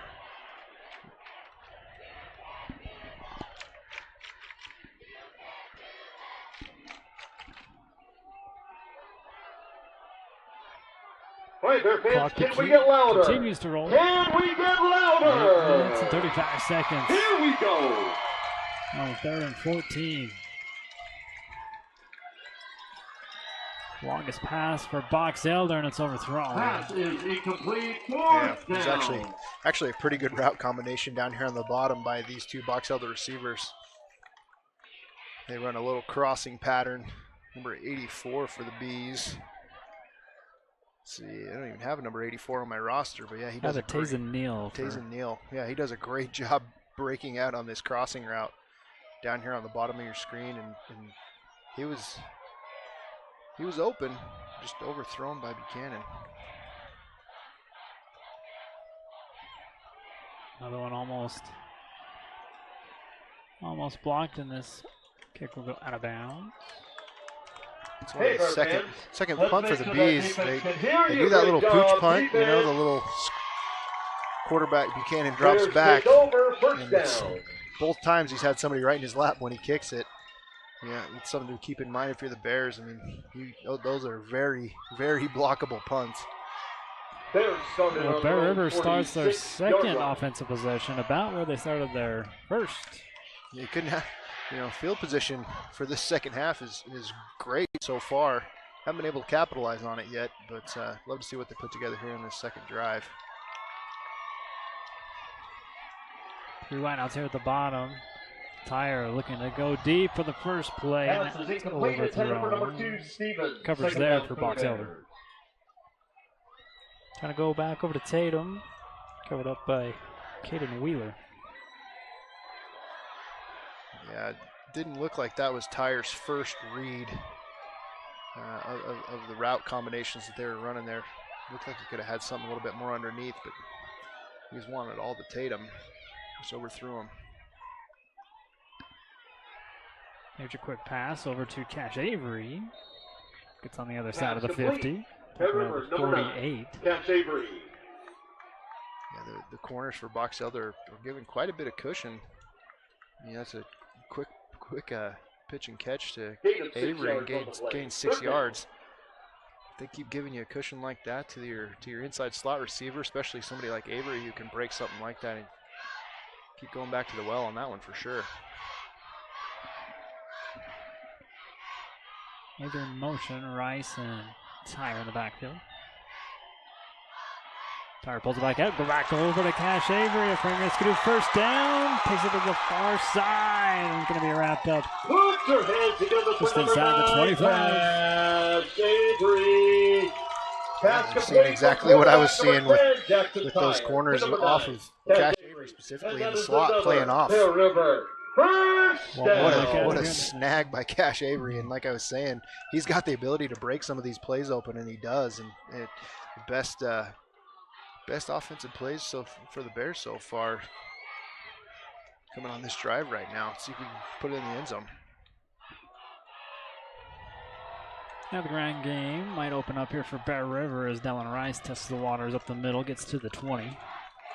Yeah, Kevin Ponce Bravo and Brendan May coming pulling around. More of those gap scheme counters. Oh, Kevin Ponce Bravo is actually down right now. Hoping he's all right.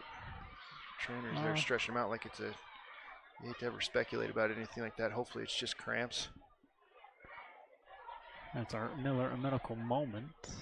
This one will last longer than the first one did with Fox Elders player. By Intermountain Sports Medicine, the official medical provider of Bears Athletics. I like to thank Kent's Market, your one-stop shop for fresh produce, Bakery Deli, and the Labor Day meat sale. You got ribs, of course the ground beef patties. Ground beef. Speaking of ground beef patties, how many Fairburgers did you eat last week? I was under what I told you. There's so much food out there, you got to keep jumping around. But I was probably over what I probably ate enough Fairburgers for the both of us. Okay. So I don't feel so bad now.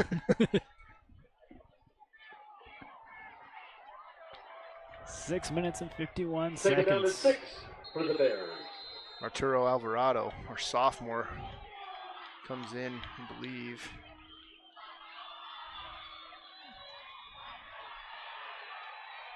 Throw out to the side. There's Eli Pass Brager. complete, number 24, Prager. Yeah.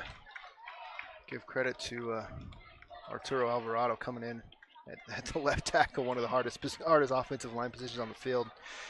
If you're the Bears right now, you want to call a lot more quick plays. You don't know how he's going to hold up against some of these, varsity players and varsity defensive ends for the Bees. Keep calling some of those quick plays, run game. Two rhinos here at the bottom, two up at the top. It's a handoff anyways.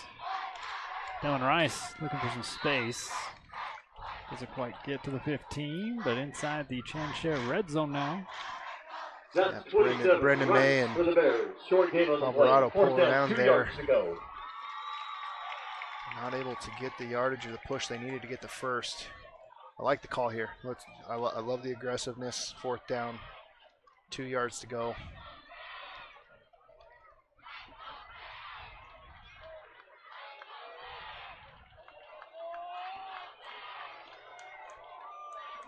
Fourth and 2. Rice and Tyre in the backfield. Tyre with the handoff. Rice gonna get the rest of it with that push.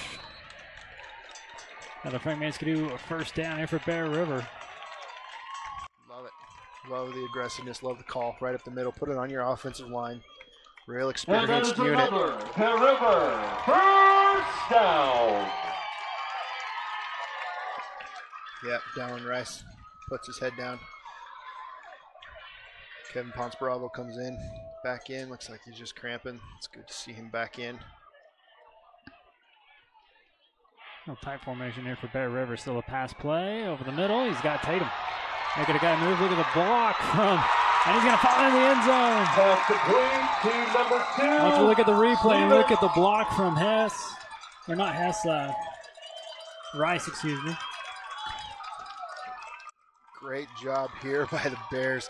The Bees actually bring pressure right up the middle. Both linebackers come bringing 6. Tyre does a great job getting that ball out quick.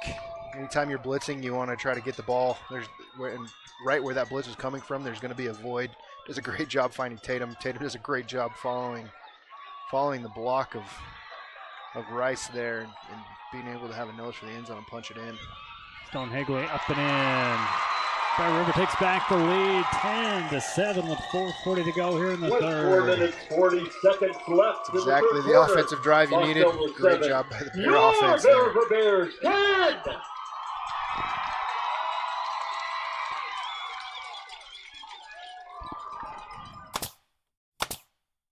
For all your project needs, shop at Greer's Hardware. Happily serving the community since 1976. With over 60 years of experience and personalized service, Guild Mortgage is your key to home ownership in Box Elder County and beyond. Friends and neighbors you know and trust. Trudy, Chris, Julie, Shannon, Rollin, Tara, Brittany, Andy, Chelsea. Stop by or give us a call today. Guild Mortgage. Stone Higley to kick off after Bear River able to find their first touchdown of the evening into the end zone. He can't run that out. It's a touchback. Once again, another great kick by number 0, Stone Higley for the Bears. Hanson wanted to run it back. October starts on their own 20. Yeah, that's a great job having somebody like Stone Higley that can just put that ball into the end zone every time, get it to the uprights every time. Super valuable. Bears did a good job forcing a punt on the last drive. Offense did a great job punching it in. You have all the momentum right now. I'd love to see him go another quick 3 and out here. See if we can get Box Elder behind the chain starting off here and kind of putting them in play calls they don't want to be in. Got to stop that outside run.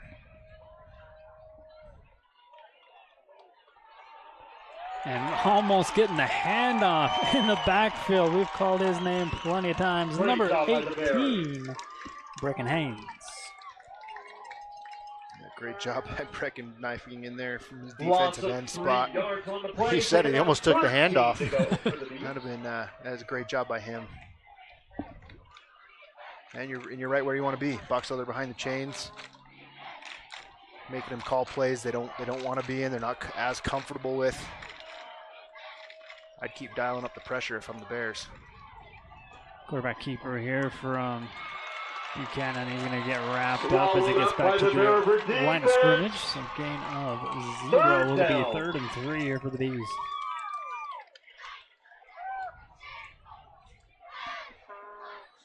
Now you're with that touchdown, it does a lot of good things for you if you're the Bears. You know, you have the lead now.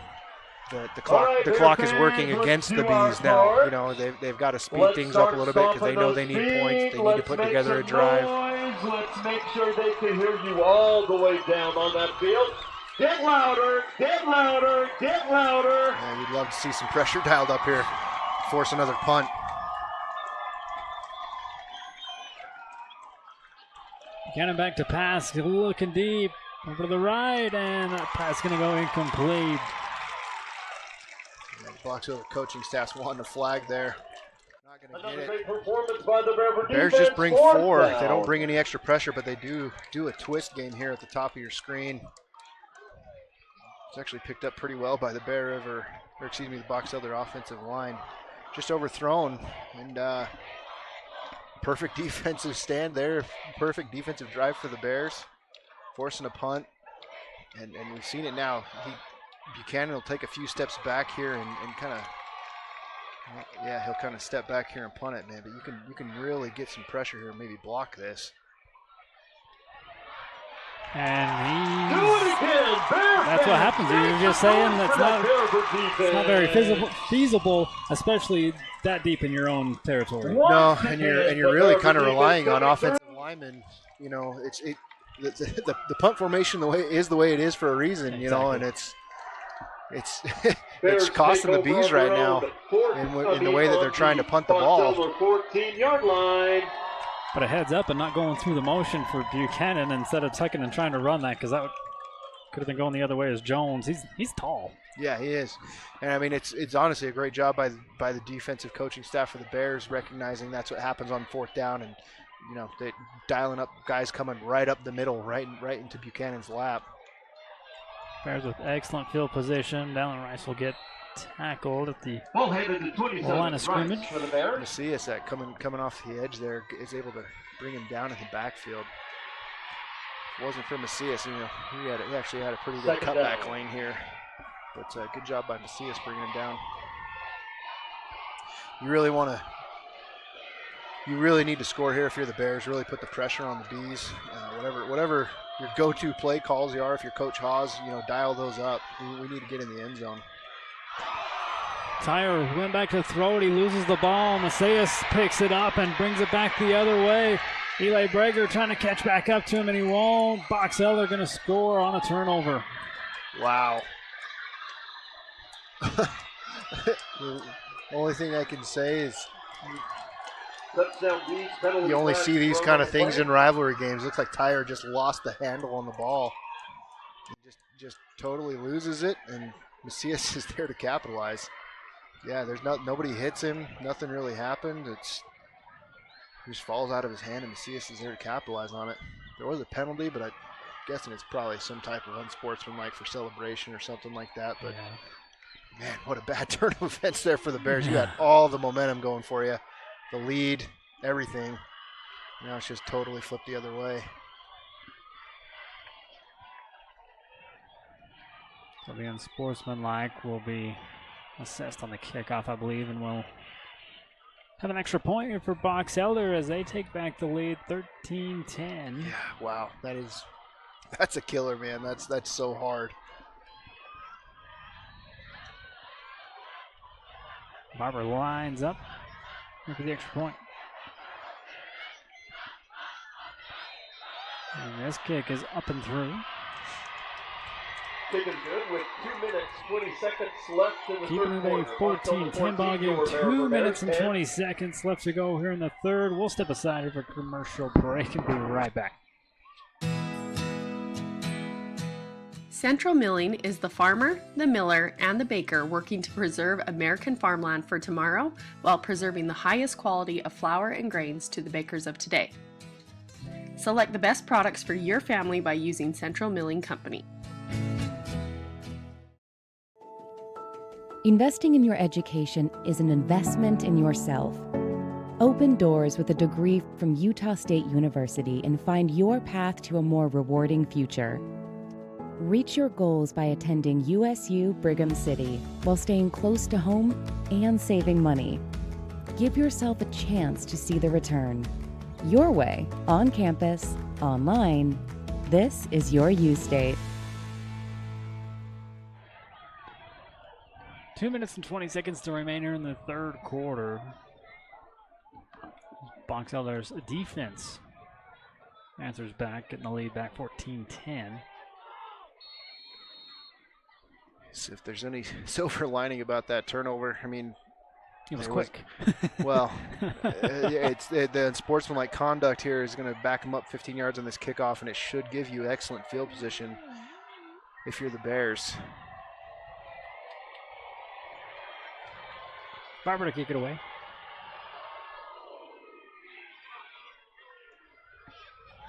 Yeah, filled it at the 15. This is Tatum. One more time, bringing it back just shy of 40. And mark it down at the 39. Tatum Stevens bringing the ball back to the Bears. Bears start on their own 39-yard line.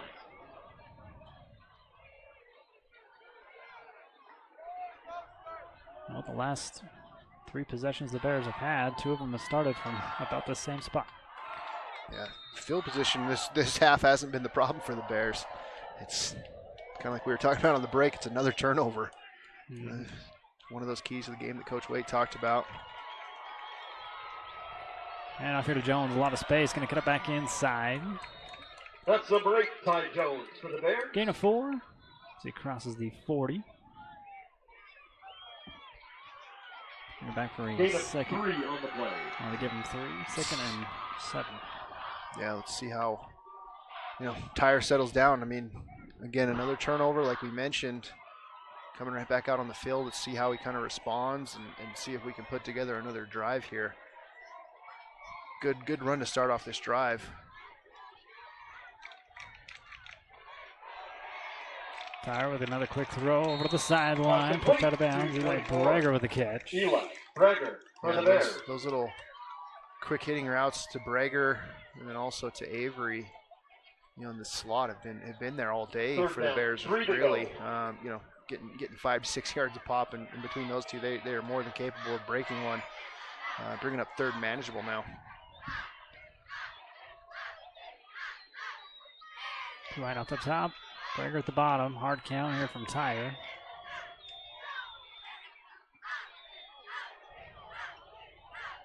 Both Jones and Rice in the backfield. Hand off here to Jones. They try to muscle through. They might give him a yard. Need 4th down and see what Coach Waite wants to do. Got an injured Bear down there. It's like Alex Castro down on the ground right now. That's play the Bears just ran on 3rd down there. It's been their go-to run play where they're pulling their left guard, left tackle, trying to hit it up the B gap. Right there, going to the well a little bit too much. The Bees were ready for it. See what Coach Waite wants to do here. I mean, it's definitely within 4th and manageable to try to go for this. But again, you give up the turnover here. You're giving Box Elder some pretty good field position going the other direction. But you really 42 seconds left here in the 3rd. You definitely need to get back in front in this game.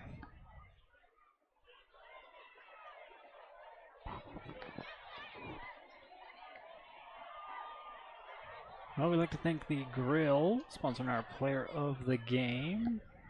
Always good eating out there. I mentioned the fair. What's so much good to eat out there. What's your go-to at the Grill? At the Grill, I bounce back and forth from the pulled pork sandwich or the chicken cordon bleu sandwich. I've yet to have a bad sandwich, but man, if you don't get the pulled pork nachos when you go there, you're objectively wrong. So pork nachos. All right. That'll be the next trip then. Between food and football, man, I could talk all night. Clock starts running. 35 seconds to go. Little tight formation here on 4th and short here for Bear River. Give it over to Jones, and he's surrounded by a bunch of white jerseys, and that's going to be a turnover on down. And Box Elder will take over at about the 46. Don't really agree with that play call. I mean, you've had some really good options with Avery and Breger running these short little comeback routes, the 5 yard, which is exactly what you would have needed there, just with how the Box Elder corners play it. Instead, they try to swing it out to Jones, and Bees are able to snuff that out pretty easily. Just don't agree with that play call. Gives Box Elder a fresh set of downs. 26 seconds on the clock. Again, ball at the 46. 2 wide outs, 1 at the top, 1 at the bottom. And off up middle here to Jay again. He's going to break free, and again off to the races.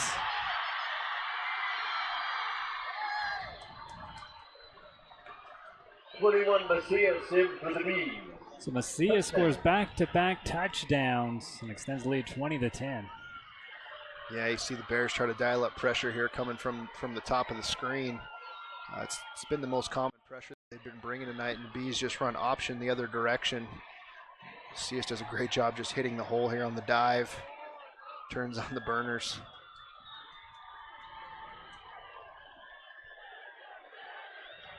Barber for the point after. It is up and good. Yeah, so definitely not. Wow, what a turn of events here, and oh yeah, three minutes of game time from the Bears having the ball in the red zone, up by 4 points, getting ready to score again. Turnover turns into a scoop and score for the Bees. Another turnover on a 4th down, missed 4th down conversion turns into one play drive for a touchdown for the Bees. This is gone from bad to worse for the Bears right now. Yeah, you felt the momentum swinging back over to Bear River. They got that touchdown and everything looking good on the defensive end, and then he says the win. Yeah, we'll see how things kind of come back here for the Bears. I mean, they're going to be right back out there on offense after that really disappointing offensive drive. See what kind of response they can have from Tyre to that offensive line, and see what kind of play calls that Coach Hawes and Coach Wade are going to come back with.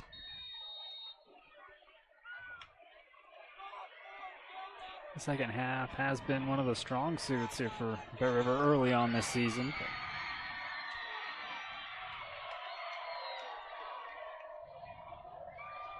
It'll make for an interesting fourth quarter. This goes out of bounds and throws draws a flag on that. That'll be another good starting field position for the Bears after that one goes out of bounds.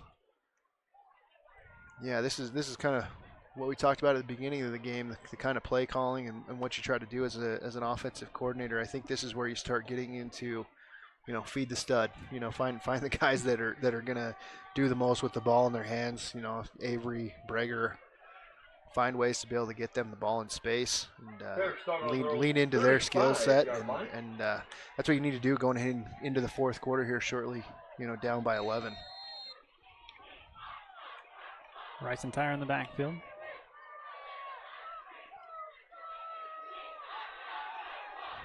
Go to the air, first time out to Tatum, and trying to split the defense on that one. Ball's incomplete. Second down. The right idea. Tatum looked like it was there. Just a little bit off target. But I like the mindset. I like trying to get the ball downfield. I mean, between Tatum, Avery, Breger, they're the studs you need to be feeding consistently. Keep finding ways to get them the ball in space.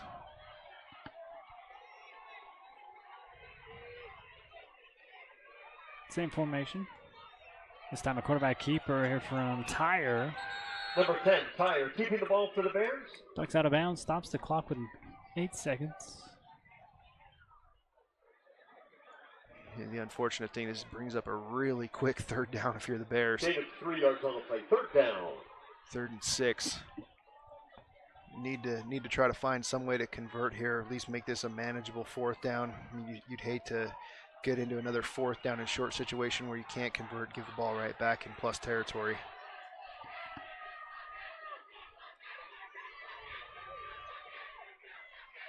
Again with the same formation.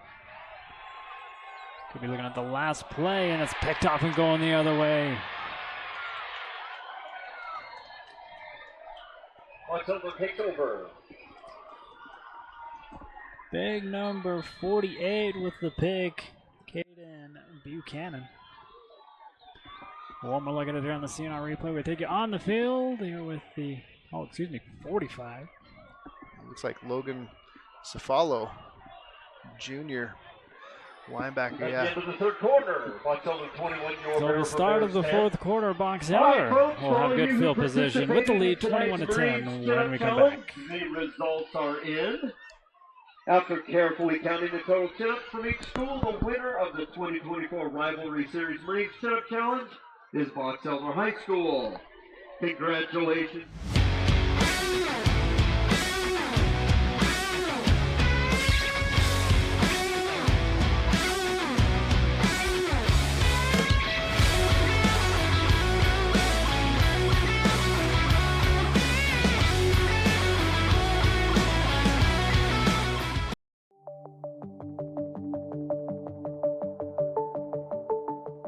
Rudd Funeral Home is there to serve your family in your time of need.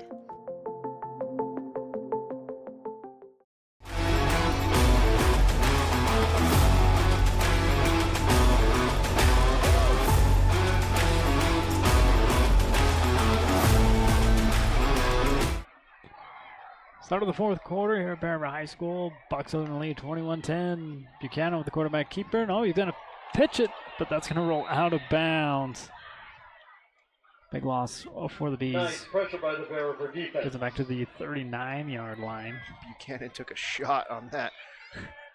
That's one of the risks you run doing the option play that Box Elder does so much, is that your quarterback will get hit, and he did right there and forced the bad pitch, put him really behind the chains now, which is good for the Bears defense.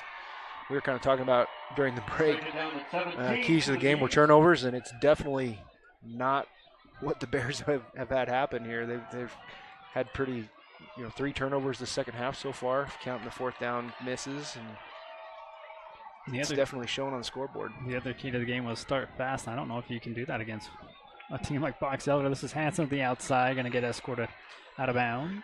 Yeah, I mean, the way you do that when you're starting fast against a team like Box Elder that loves to hold the ball, loves to take the air out of the game by going on long drives, is you got to score first and stay in the lead. We saw that for a second here in the second half when the Bears had the lead. You could tell that Box Elder looked a little bit different on offense. They didn't look as in sync as they wanted to be. And fortunate for them, they were able to get a defensive score and get the lead back. And now they're back in their comfortable situation. All right, Bear fans, letting the clock run, running the ball. That's exactly what you don't want to see if you're the Bears. Turn it up! 3rd and long. Here's for Box Elder.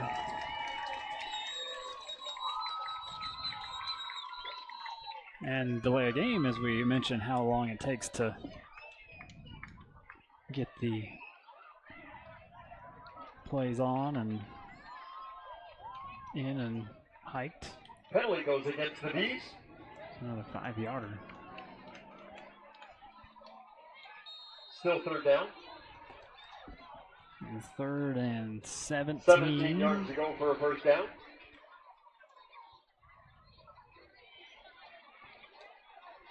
All right, Bear fans, you were loud, but we can do better than that.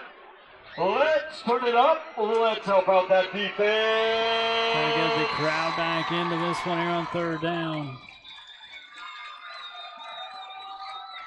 And a fumble snap, ball on the ground. Let's see who comes out with this one, Joe. Yeah, this is Box Elder to get back on top of it. Still be a 4th down here for Box Elder, but yeah, this is a great pressure by the Bear River defense. 4th bad down. drive for the Bees And right 20. now between the bad pitch and now the fumbled snap. Looks like they're going to go more of a traditional punt formation, which we saw in their last punt. I mean, the Bears ran right up the middle. No, they're actually going to go back to that same.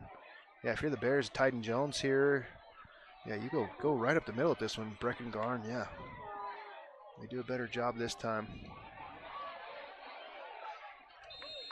kicking goes out of bounds again. Bears take over. Yeah, Buchanan kind of had that one go off the side of his foot. Great job by the Bear River defense.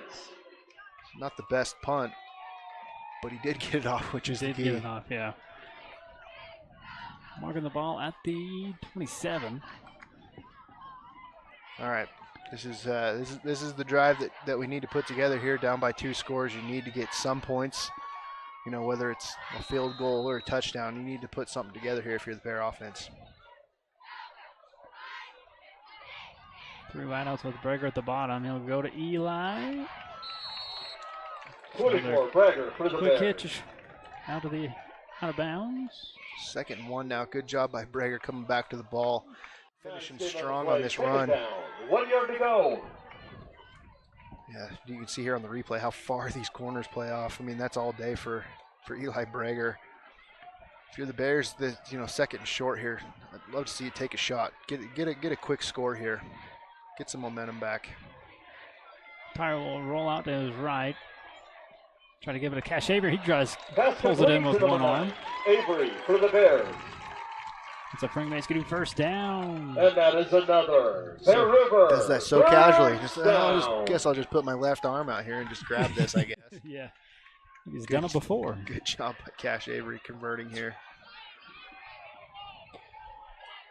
Here's back to the line with 2 wideouts here at the bottom. Avery in motion. Eli stays up top. Quick slant. Here to Tatum.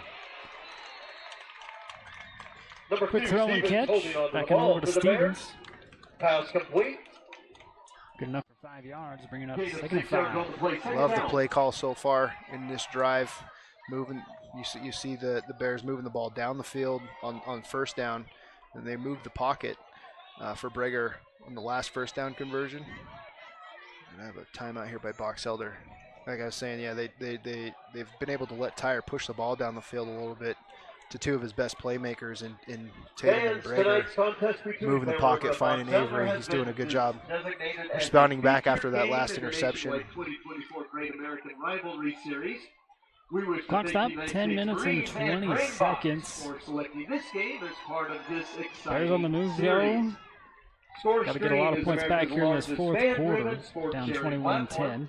Download the app to share scores. I think Farm Bureau Insurance should be paying more than you need to. Rivalry Series Most Valuable Player Award covered. And championship trophy presentation immediately following the conclusion of tonight's football game.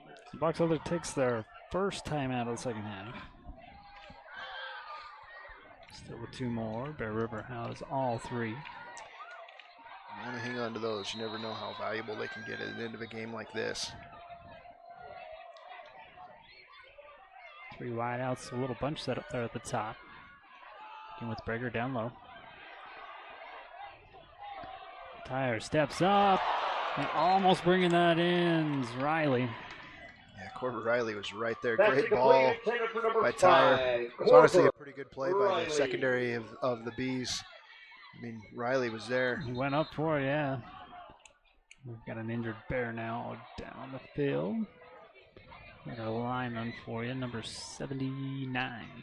Yeah, that's Alvarado. I think he's coming for Alex Castro. He's done a good job coming in for both at left tackle for Kevin Ponce Bravo, and then also now came in for Alex Castro playing the right guard position. Cody Richard now, he's been who started the game against Cedar Valley at center. He's coming in now at right guard. A little bit more serious than a cramp is this one, though. Stops clock with 10 minutes and 13 seconds. I hope he's all right. Yeah, this offensive line unit for the Bears is one of the most experienced units that they have. Been plagued by the injury bug a little bit tonight. Make some noise for number 79, Bear Rivers Arturo Alvarado.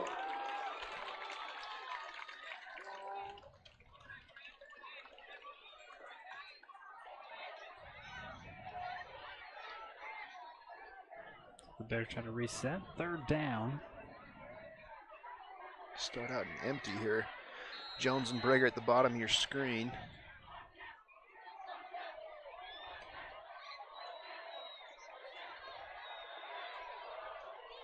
Good slant. This is Riley again. And breaking tackles. Put your hands together for number 5, Bear Rivers, Corver. Corver gets him a friendly Skidoo first. Great job coming right back to him after that drop. Bears. Come back to him. Love it. Bears want to go quick now. Low snap. Tyre able to get it up. We're going to run out of time this time with a sack number 73 for Box Elder. Chance Richards, the junior. Chance Richards, one of the returning offensive line starters for the Bees, playing on defense as well. One of those two-way players for the Bees, does a great job getting in there. You've seen that for the Bears a couple times tonight where they get a big play, they try to hurry up. And it hasn't worked out great the majority of the time when they've done that. Now they're really behind the chains here, second and way long. Tyre rolls out to his right again, and he's going to be brought down again at the 50. Yeah, Bees dial up some pressure here. They're trying to move the pocket for Tyre, take a shot downfield. Yeah, now you're, to quote the famous Harry Gephardt, you're 3rd and halfway to Bothwell. Good old Harry. Yeah, if you're the Bears here, you can't really try to get, half of this yardage back so you can try to make it a little bit more manageable on 4th down. You can't give up these offensive possessions with how Box Elder controls the ball. Kaden Buchanan had the sack. Bringing up 3rd and 20.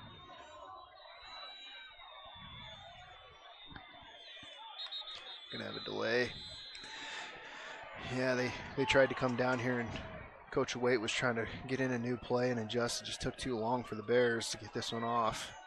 Pushing back even further. 5 more yards back. Got to get all the way to the 28 for 1st down.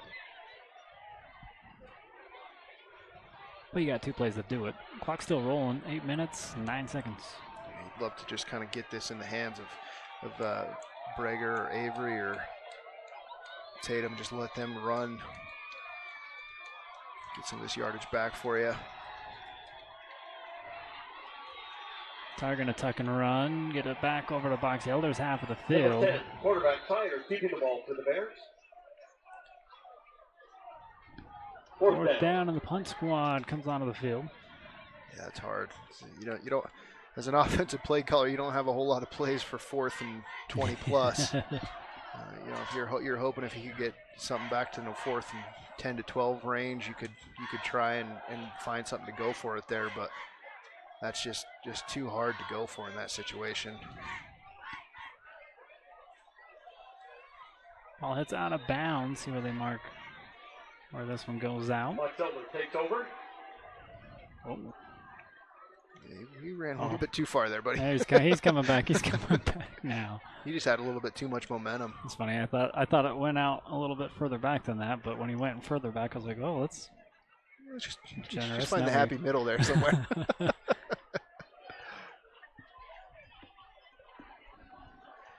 Yeah, the Bears defense now needs to come up big. They need some kind of stop, turnover. You've had some pretty decent success if you're the Bears, dialing up some pressure, bringing the heat on Buchanan.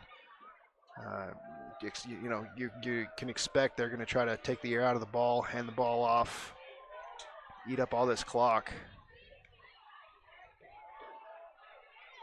Buchanan's going to keep this one. That's a great way how you want to start this off. Just a gain of 1. Keeping them behind the chains on 2nd down here. The clock's going to roll. You can bet Box Elder's going to take their time. Let this thing roll. Buchanan will walk over. Wait for the play call.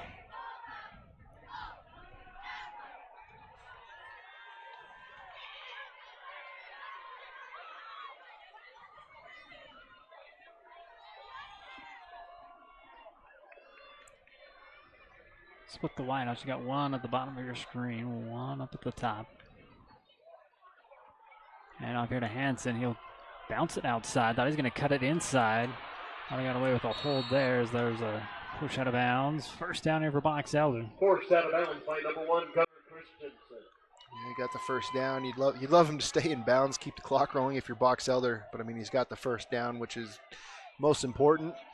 But, yeah, he was able to that was Hansen bouncing it outside again, which has been a killer for the Bears. These outside runs that the Bees are able to break out, get into the 2nd level on running off tackle.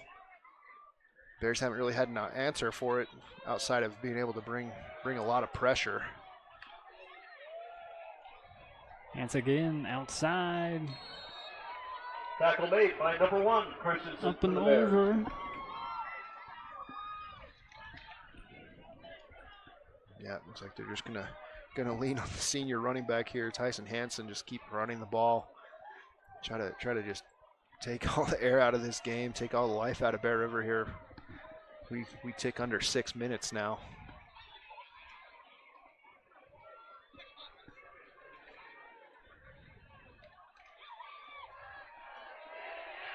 Second down.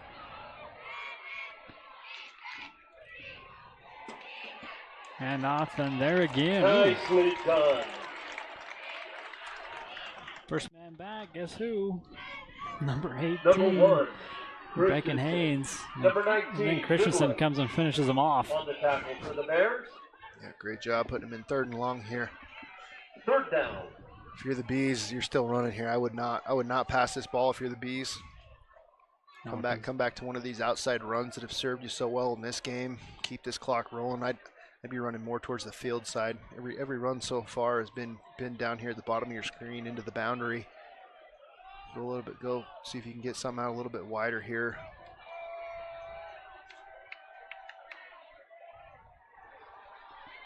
I didn't listen to you, Joe, and that ends up in a sack here from Ty Jones. By your Bear River Bears. More slow to get up as well. More importantly, the quarterback a little slow. 4th down.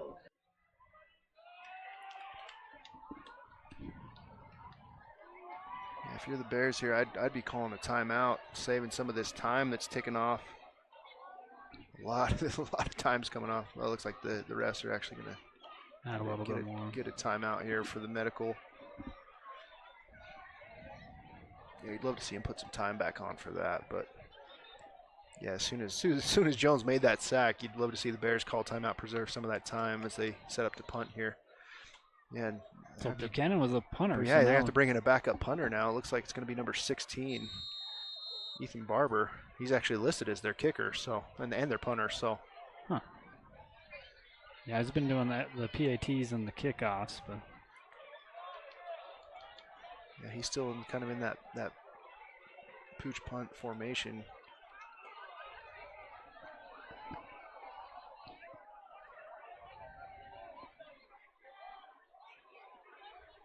A lot of time coming off the clock here. Timeout going to be taken here by Box Elder. They just won that clock as low as they could, maybe to get Buchanan back out on the field and make a punt. Yeah, they were waiting for this official in the defensive secondary to start counting down. And they called their timeout. But yeah, it allowed another 30 seconds off the clock.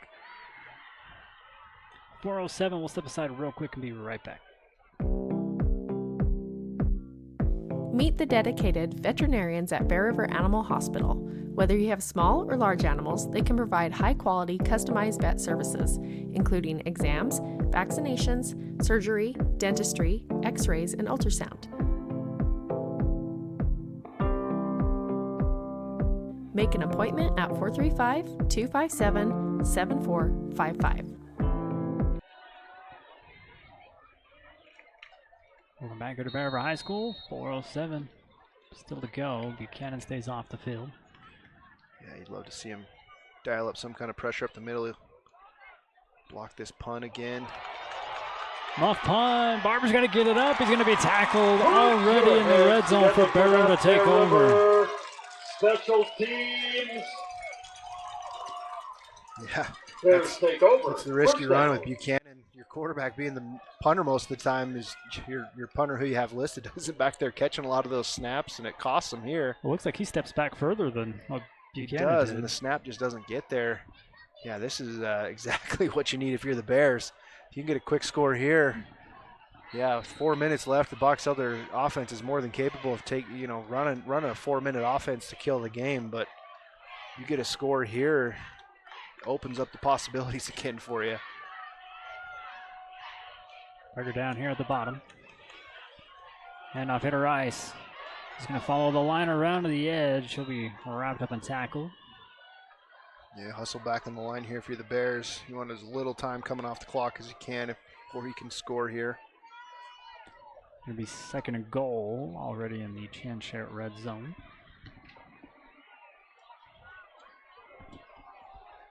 Yeah, way too much time here if you're the Bears coming off between plays.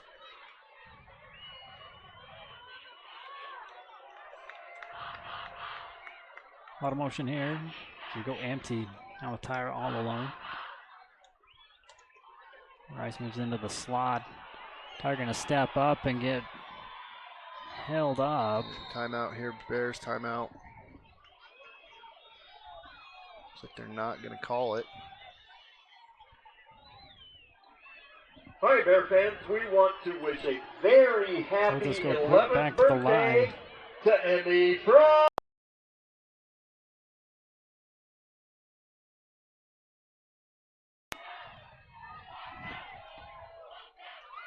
Another low snap. Tyra gets it up. Here's a throw and another interception.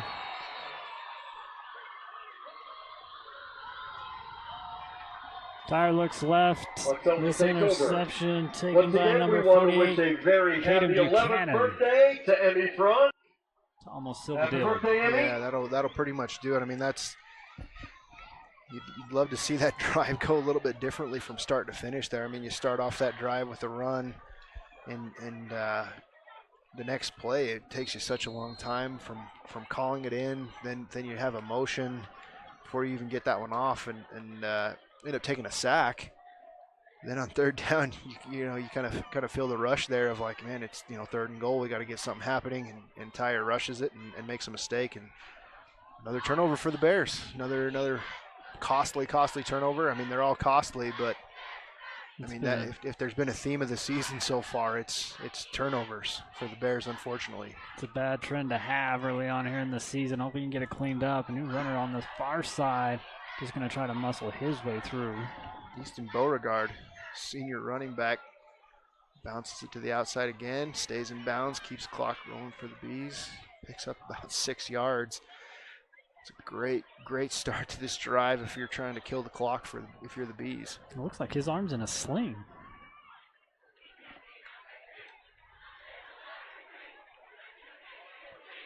It's all wrapped up.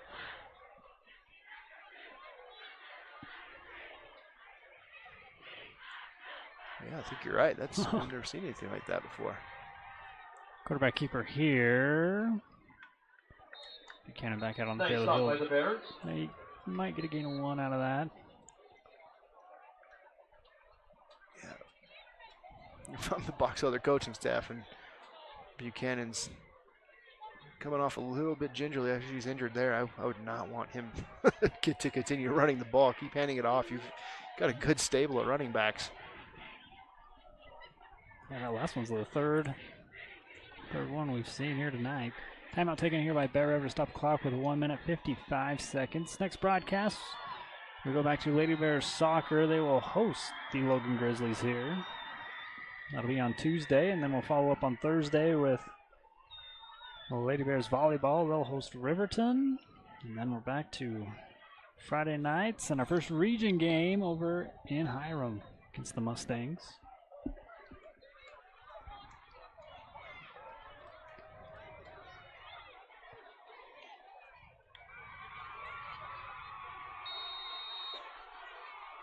Third down here for the Bears. See if they can get some kind of stop and get the ball back. Buchanan's going to pull it out and might have it falling forward. I think they're going to give it to him. You see him on this mesh here, on the option between him and the running back. He just kind of hangs onto it for a long time. Yeah, they almost just run it together and get tackled together. That's hard if you're the Bears. Who do you tackle? You know, and he held on to that mesh for a long time and ultimately pulled it and got the first down for it. But yeah, Bears, I believe that's their final timeout as it ticks down now to minute 49 left. Fresh set of downs here for Box Elder. Chance to get the ball back, but you'll have next to nothing for time to do anything with it. Yeah, here no timeouts. I believe the Bears have no timeouts, but yeah, if you're the Bees now, you can just start kneeling on this ball.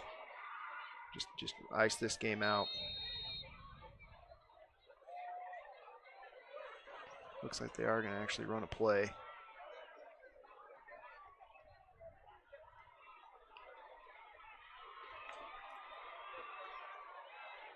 Hand off on the far side. Yep, there's the final timeout for the Bears. We'll take this one with them. Thank some of our sponsors. 1:43 still left to go here in this one. Kent's is your one-stop shop for fresh produce, bakery items, deli, and meat. Stop by today for fast, friendly service. For 20 years, Valley View Granite has offered our local community the best quality and service for their home countertops. With the addition of Marble Ventures in Ogden, Utah, our team is now able to offer the same reliable and dependable service for their showers, tub surrounds, and more. With locations from Sandy to Idaho Falls, we offer the best value without sacrificing quality for your build or remodel. Come in and see us today. Valley View Granite, enhancing places people gather. 1 minute 43 remains in a 21-10 lead here for the Box Elder Bees. Hanson with it. Going to get wrapped up here by Daxton Bingham back behind the line. Another great stop by the Bears. Hanson runs the ball here. Just hang on to that with both hands. The last thing you need is a turnover here, giving it back to the Bears in plus territory.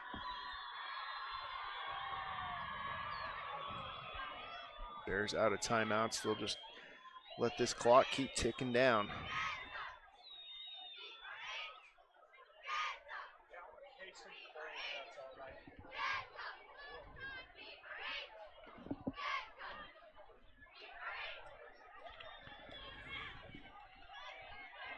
Break huddle, line up at the 1 minute mark. And off here to Hansen, will cut it back inside. Bears do a good job sealing off the edge that time. Good job by Hansen again, keeping Number 31, Quay in bounds, Murray, not trying to bounce that outside. for the Bears. Yeah, if you're the Bears going out of this game, I mean, you know, you kind of know what the issues are. Just keeping with the turnovers. I mean, it's hard to kind of get any kind of offensive momentum going. You know, they came back with a lot of drives that they were killed by turnovers, whether, you know, fumbles, interceptions, and even fourth down, you know, being stopped on fourth down. That's just a hard way to try to build any kind of momentum on offense.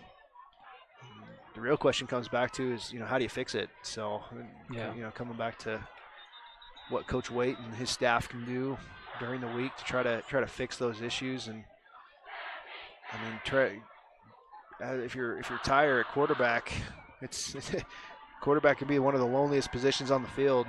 And you know, I believe a lot of this, you know, from what I'm seeing, and a lot of it's just coming down to his decision making. Unfortunately, you know, it's hard to try to coach somebody's decision making and what they're trying to understand, what they're seeing and how they're seeing it and understanding it. But yeah, hopefully they can try to, I don't know, maybe simplify some things on the offensive side, play calling, and just put them in some better positions to succeed. So I think you got the better coach out there to fix the problem, as Coach White was a quarterback back in the day. So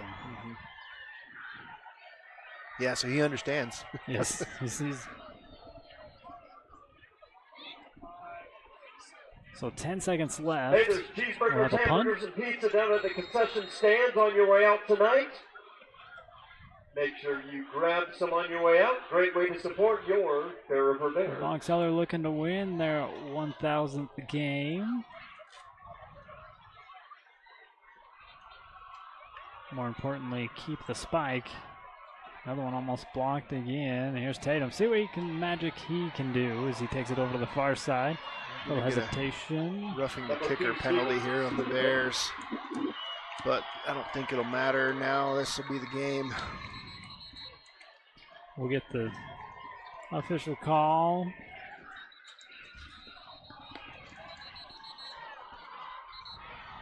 Speaking to Coach Waite, we'll catch up with him after this one. A little post-game interview. These line up and say congratulations is your final in this one. Box Elder 21, Bear River 10. We'll thank some sponsors. We'll bring it back here, wrap this one up. Hang out for a minute.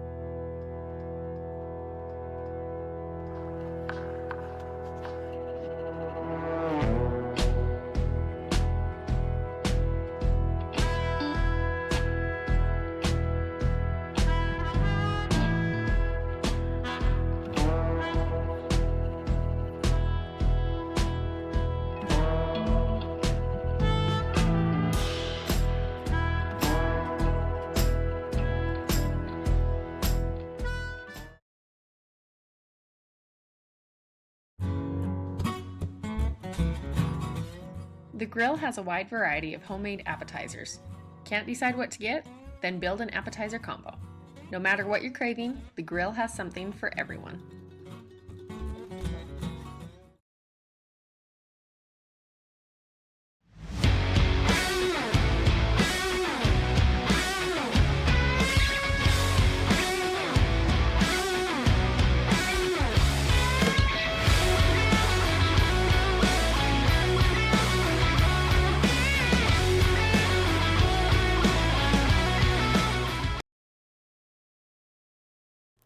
For over 80 years, Farm Bureau agents have built relationships with you one conversation at a time. Let Kimberly Raydell and her team provide you with the best service for your home, auto, and life.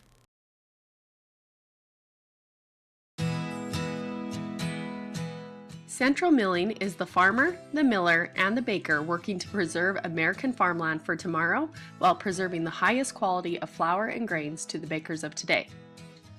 Select the best products for your family by using Central Milling Company. The KSL Sports app, powered by KSLSports.com, connecting you with all the Jazz action, the dunks, buzzer beaters, and ankle breakers, podcasts from the pros, and in-depth analysis. Download the free KSL Sports app today.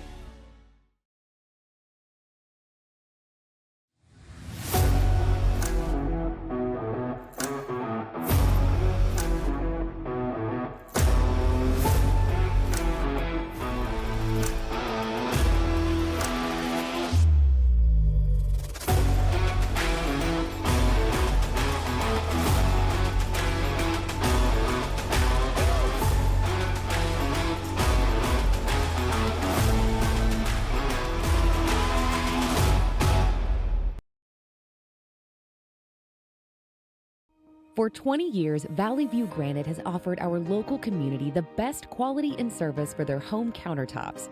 With the addition of Marble Ventures in Ogden, Utah, our team is now able to offer the same reliable and dependable service for their showers, tub surrounds, and more. With locations from Sandy to Idaho Falls, we offer the best value without sacrificing quality for your build or remodel.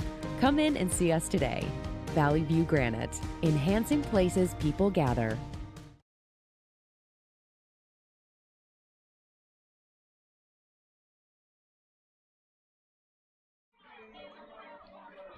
Welcome back here to Bear River High School.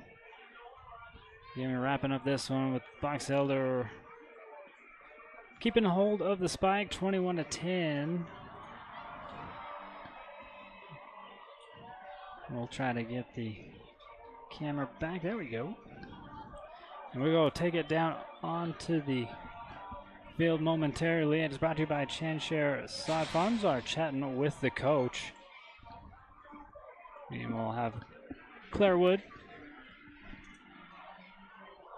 down there on the field. Gave us the keys of the game, and she'll do that. Looks like we are ready on the field. We'll take it down there right now with Claire Wood for your post-game interview. Hello, so I'm here with Coach Waite, and Coach, I just have to say, so we started out really good, and just like you talked about, we had fast starts, and we were doing really good. What do you think switched? Just too many mistakes, and momentum shifted back, and we weren't able to get it back, and we put our defense in some bad spots. So That's true. I thought you did really good on defense and offense. Was there a player that stuck out to you on both, or just one? I think defense as a whole. We got after a lot of defensive guys. Quade Murray. The guys in the back end, but I thought they stepped up and they played great, and our offense has to do better to help them out. So.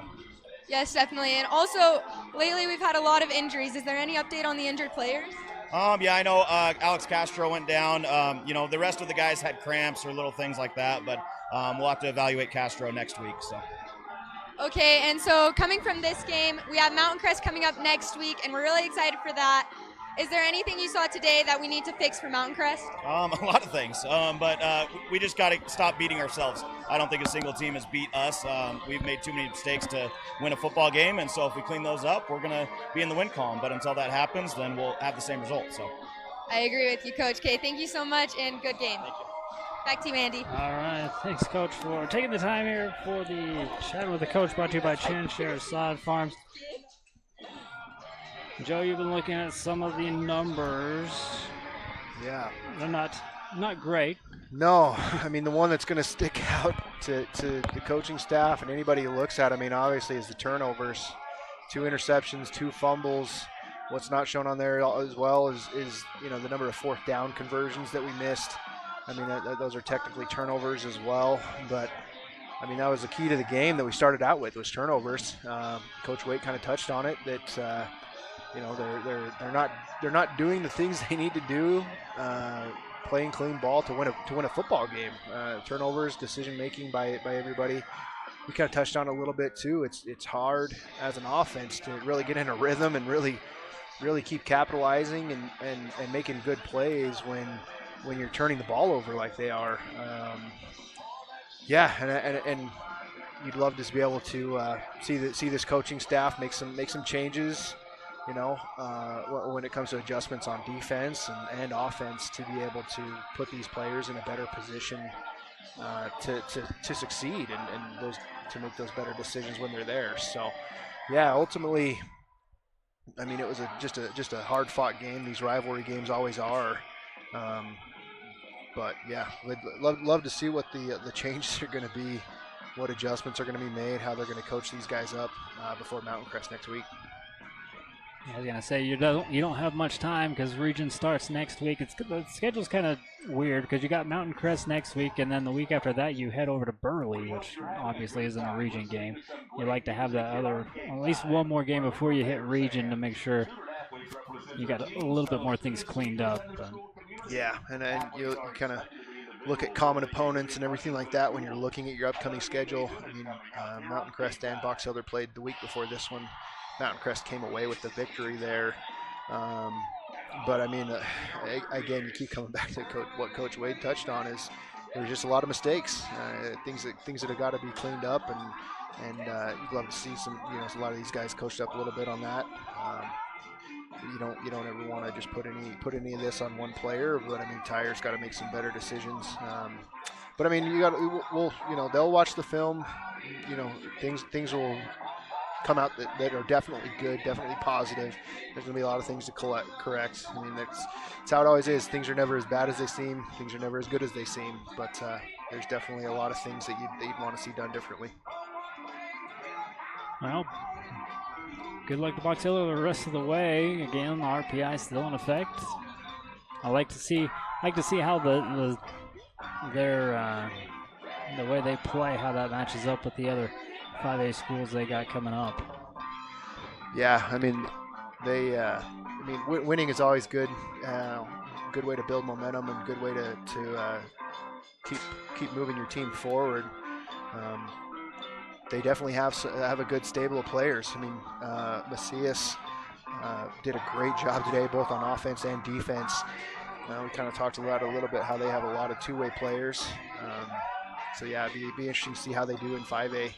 I think they're projected 5th in their region with teams there. But I mean, with some of the guys they got, you think they definitely could rattle off some wins in their region as well. So. Box Elder ended up with 150 yards on the ground, 44 through the air. So with 3 games into the season, you've now broken 100 yards passing. Yeah, I don't think Buchanan's going to be up for any passing records in the state or even at Box Elder, but I'm sure he's happy with the win and the winning record so far and how they've been playing. I think the way that they're structured, they definitely want to run the ball and how they play the game.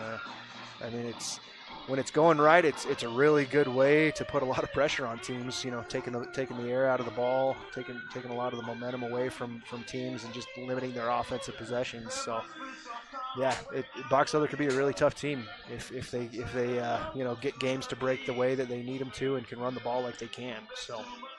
Well, it's got them a 2-1 record. Bear River falls to 0-3. Joe, I'd like to thank you for another game in the books. Yeah, love it. Love to come away with some wins, but it's great being here. Love talking ball. It's great to be a part of Bear River Live. You guys do a fantastic job, so I appreciate you having me. All right, we'll catch you at the next one. Again, our next opponent will be Hiram. Our next broadcast will be next Tuesday. We got soccer right here at home against the Logan Grizzlies. That's actually going to be their first region home game. Still looking for that first region win. A good opportunity to get it here. So come out and support your Bears, either here or traveling over to Hiram. If not, we got you covered for both, along with volleyball next week. And it's all thanks to these sponsors right here on your screen. So if you want to thank us, go thank them. Again, for everybody, for Jessica, Joe, everybody here at Bear River Live. We'll see you at the next one. You're following this one, Box Elder 21 and Bear River 10. Good night.